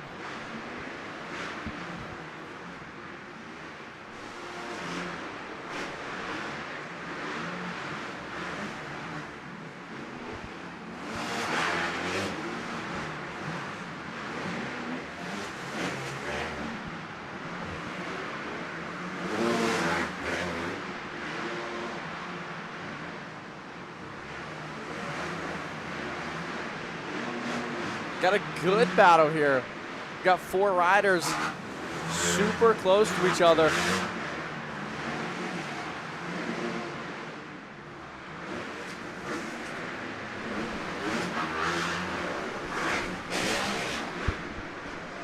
But the checkered flag comes out.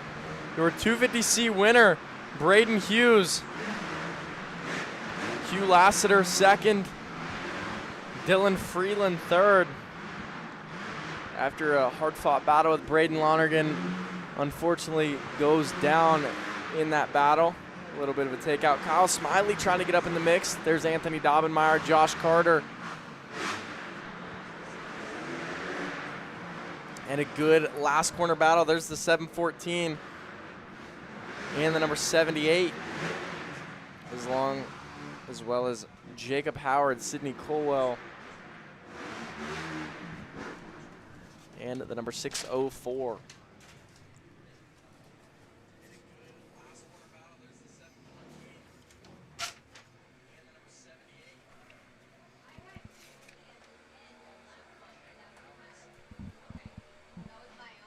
Race 22 underway here. Pit bike women 12 plus.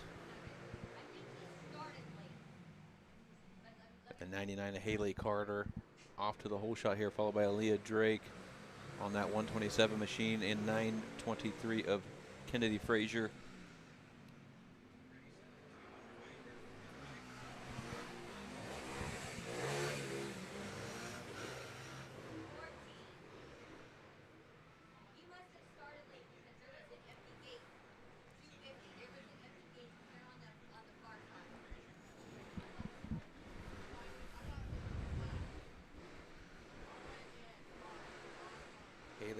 out front here, already pulling a pretty good gap over Drake and Frazier.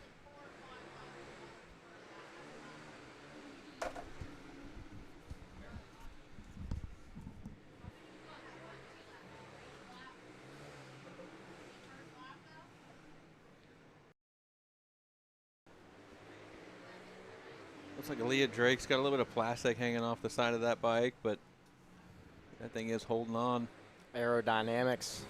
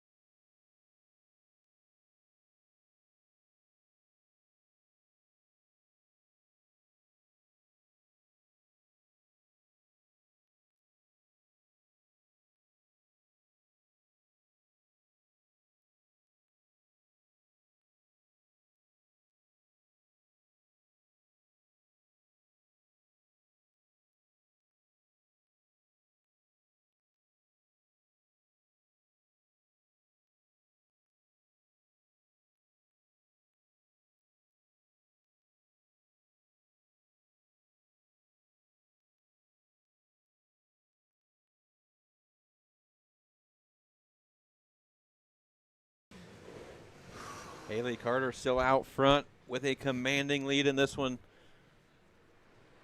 Aaliyah Drake is holding off Kennedy Frazier, running 2 and 3 right now. All three riders on screen, different sections.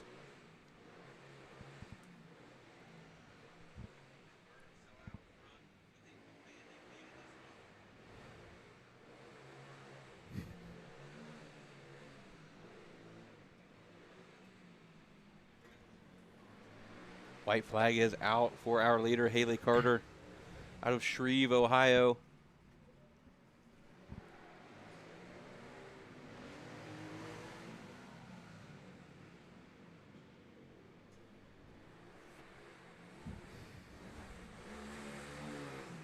Frazier starting to close in on Drake. 1 lap to go here.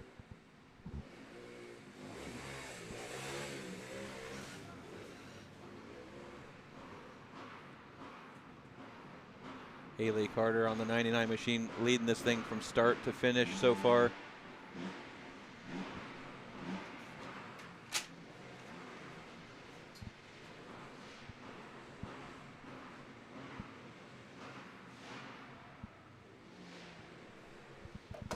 Last corner for our race leader, Haley Carter.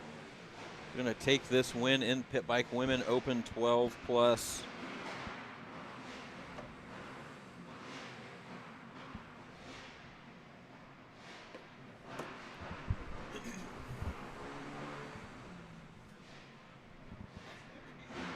Leah Drake is going to hold off Kennedy Frazier for that second place spot.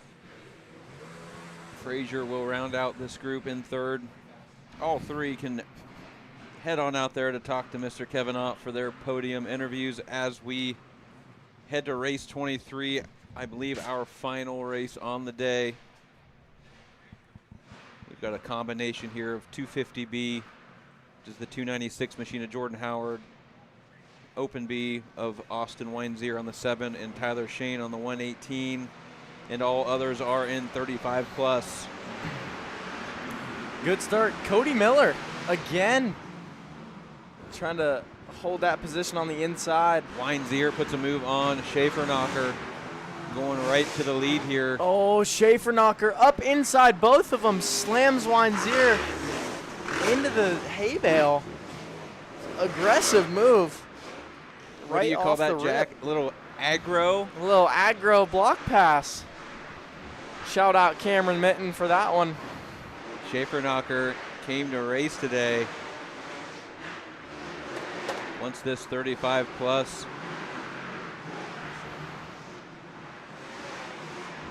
goes up the inside of Miller here. Miller's going to try to slingshot around the outside. Schaefer-Knocker blocks that inside. I was talking to Schaefer-Knocker there. He had that tip over in the heat race. He said he just kept hitting neutral. Was kind of running in the wrong gear, so it looks like he's got this thing figured out so far. Schaefer-Knocker protecting the insides here. Jump on, jump off. Yeah, but who I do see coming from the back is Austin Weinzier. We know Weinzier's got the speed. Sure he'd like to repay the love back to Schaefer-Knocker if he gets the chance. Yeah. Give it all back. It's all love. It's racing, right? Rubbing is racing, especially when you're hitting the indoors. On screen here, looks like we've got Chris Thomas. You know all too well about that. I do. Poor execution. Schaefer-Knocker still out front here. Weinzier creeping into the picture, putting the pressure on Cody Miller. Now Weinzier is in his own class here, but as we said before, these racers. But they are giving us a good battle. That's right. You see a guy in front of you, you don't care what class he's in. You want that spot. Schaefer-Knocker guards the inside. Weinzier. Oh, here we go. Weinzier comes around the outside. Schaefer-Knocker's guarding. Weinzier looked like he wanted to go inside. Then he saw Corey Schaefer-Knocker dive in. So here we go. Is he going to take that line? He sure does hit him. Cody Miller now to the inside and the lead of the 35 plus. Schaefer-Knocker up the inside, now going to take it back from Cody Miller. We got a lot of slicing and dicing in this one. Let's see if Cody can go outside, get a drive through these rollers, and take that position back. 2 corners to go. Schaefer-Knocker see if he can get a guarding. drive. As long as he cleans this turn, I think Schaefer-Knocker's going to hold on to it for this 35 plus win. Weinzier will win Open B. Action all over the place. There's a great replay of Weinzier giving the love back. Hey, you got to do it. That's you get right. it done to yourself. An eye for an eye, right? Yeah.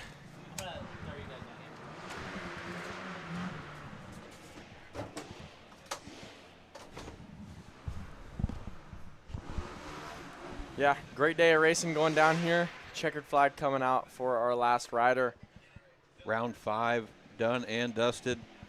And I believe we will be back for round 6 on March 14th and 15th to finish out this series. Yep. See who's going to take home these championships. Yeah, these championships. So yeah, I know Jimmy's been planning a good banquet 2 or 3 weeks after our last race. So again, all the memberships that you guys buy, they go straight towards the banquet, giving you guys the best prizes. We go to Iron Pony, we stock up trucks full. Like you can't even fill anything else in that truck when we're done at Iron Pony. So it is something to look forward to for all you racers doing the whole entire series, and you get some championships under your belt. I love it. Are there announcers, some prizes in there maybe? I don't know. Prizes? Maybe we get talk to Jimmy about that. The first pick through the prize tables, so we'll have to see what's going on Love there. it. Definitely can't wait to attend that one. So been great racing all year. That will wrap up round 5 here at Route 62. MX brought to you by Renegade Race Fuels. So I'd like to take a second here and go ahead and thank the rest of the sponsors. We've got Rad Designs, again, bringing you another great track layout. Again, round 6 will be all new. Apex Motorworks bringing you the action. Head on over to that YouTube channel and subscribe. Iron Pony, as Jack mentioned, will be providing a whole bunch of swag for the end of series banquet here. Trail City 4x4. Annie with Full Throttle Images out there every round getting the shots. SNS Landscaping. Holmes Rental. We've got FCR Suspension. Mid-Ohio Power Sports. Electrics. We've got Minton Cycle. The Winland team at Caldwell Banker Realty.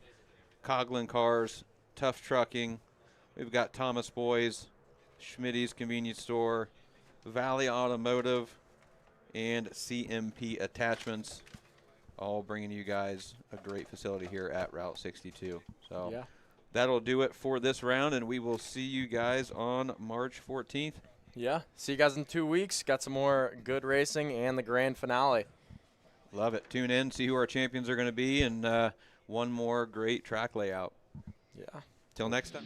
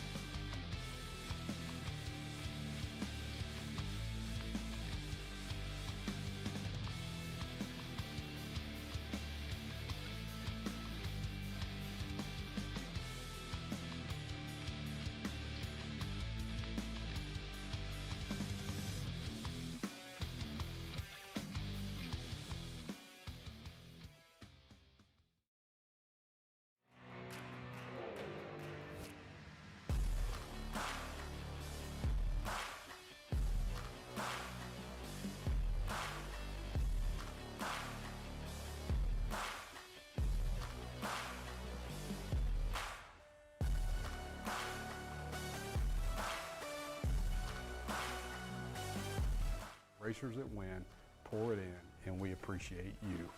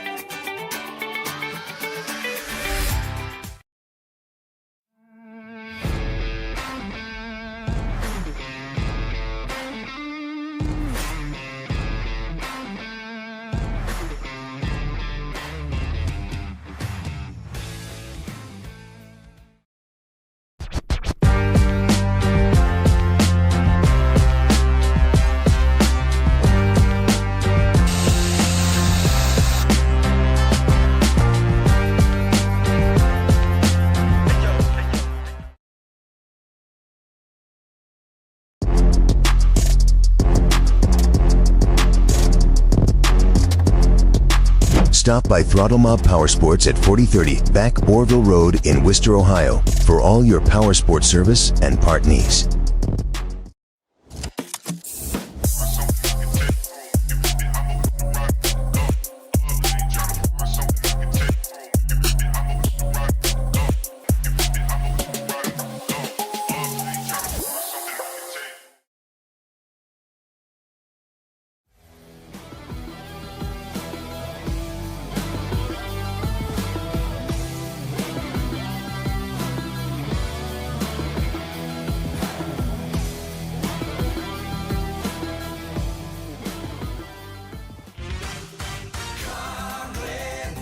Where you are, Coughlin is there, in-store or online. CoughlinCars.com. 13 new car brands, over 1,000 pre-owned vehicles, 17 convenient locations for sales, service, and parts, plus 4 state-of-the-art collision centers. CoughlinCars.com. Shop locally owned, CoughlinCars.com. Coughlin has the car for you.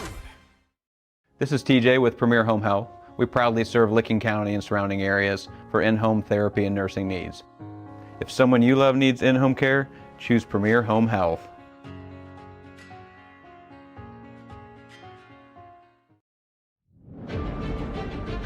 Whether you're a motocross guy or you're a woods guy or you're like a hard enduro guy, we've got specs for everyone, for every bike out there, for every rider weight, ability level, you name it.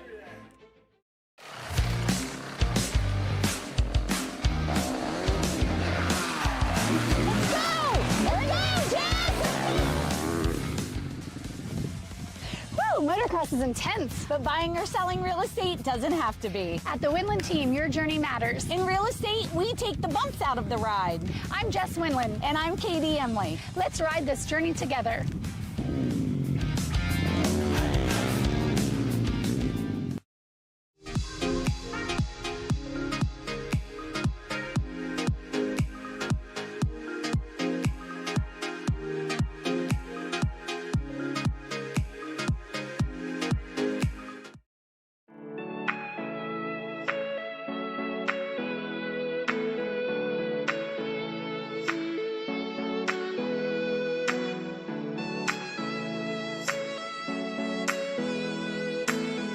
At HM Metals, we do more than just sell metal. We help you build your vision from the ground up. From durable metal roofing and siding to complete post-frame building packages. Our team brings years of hands-on construction experience to every project. We're here to answer your questions, guide your choices, and deliver the quality materials you need. And when it's time for site work, building pads, driveways, and culverts, we've got that covered too. HM Metals.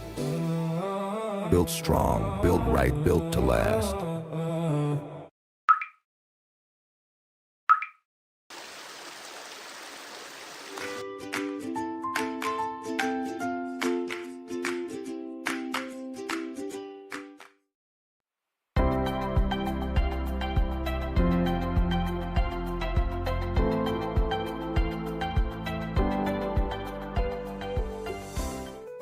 At Salerno's Primescapes, we get our hands dirty so you don't have to.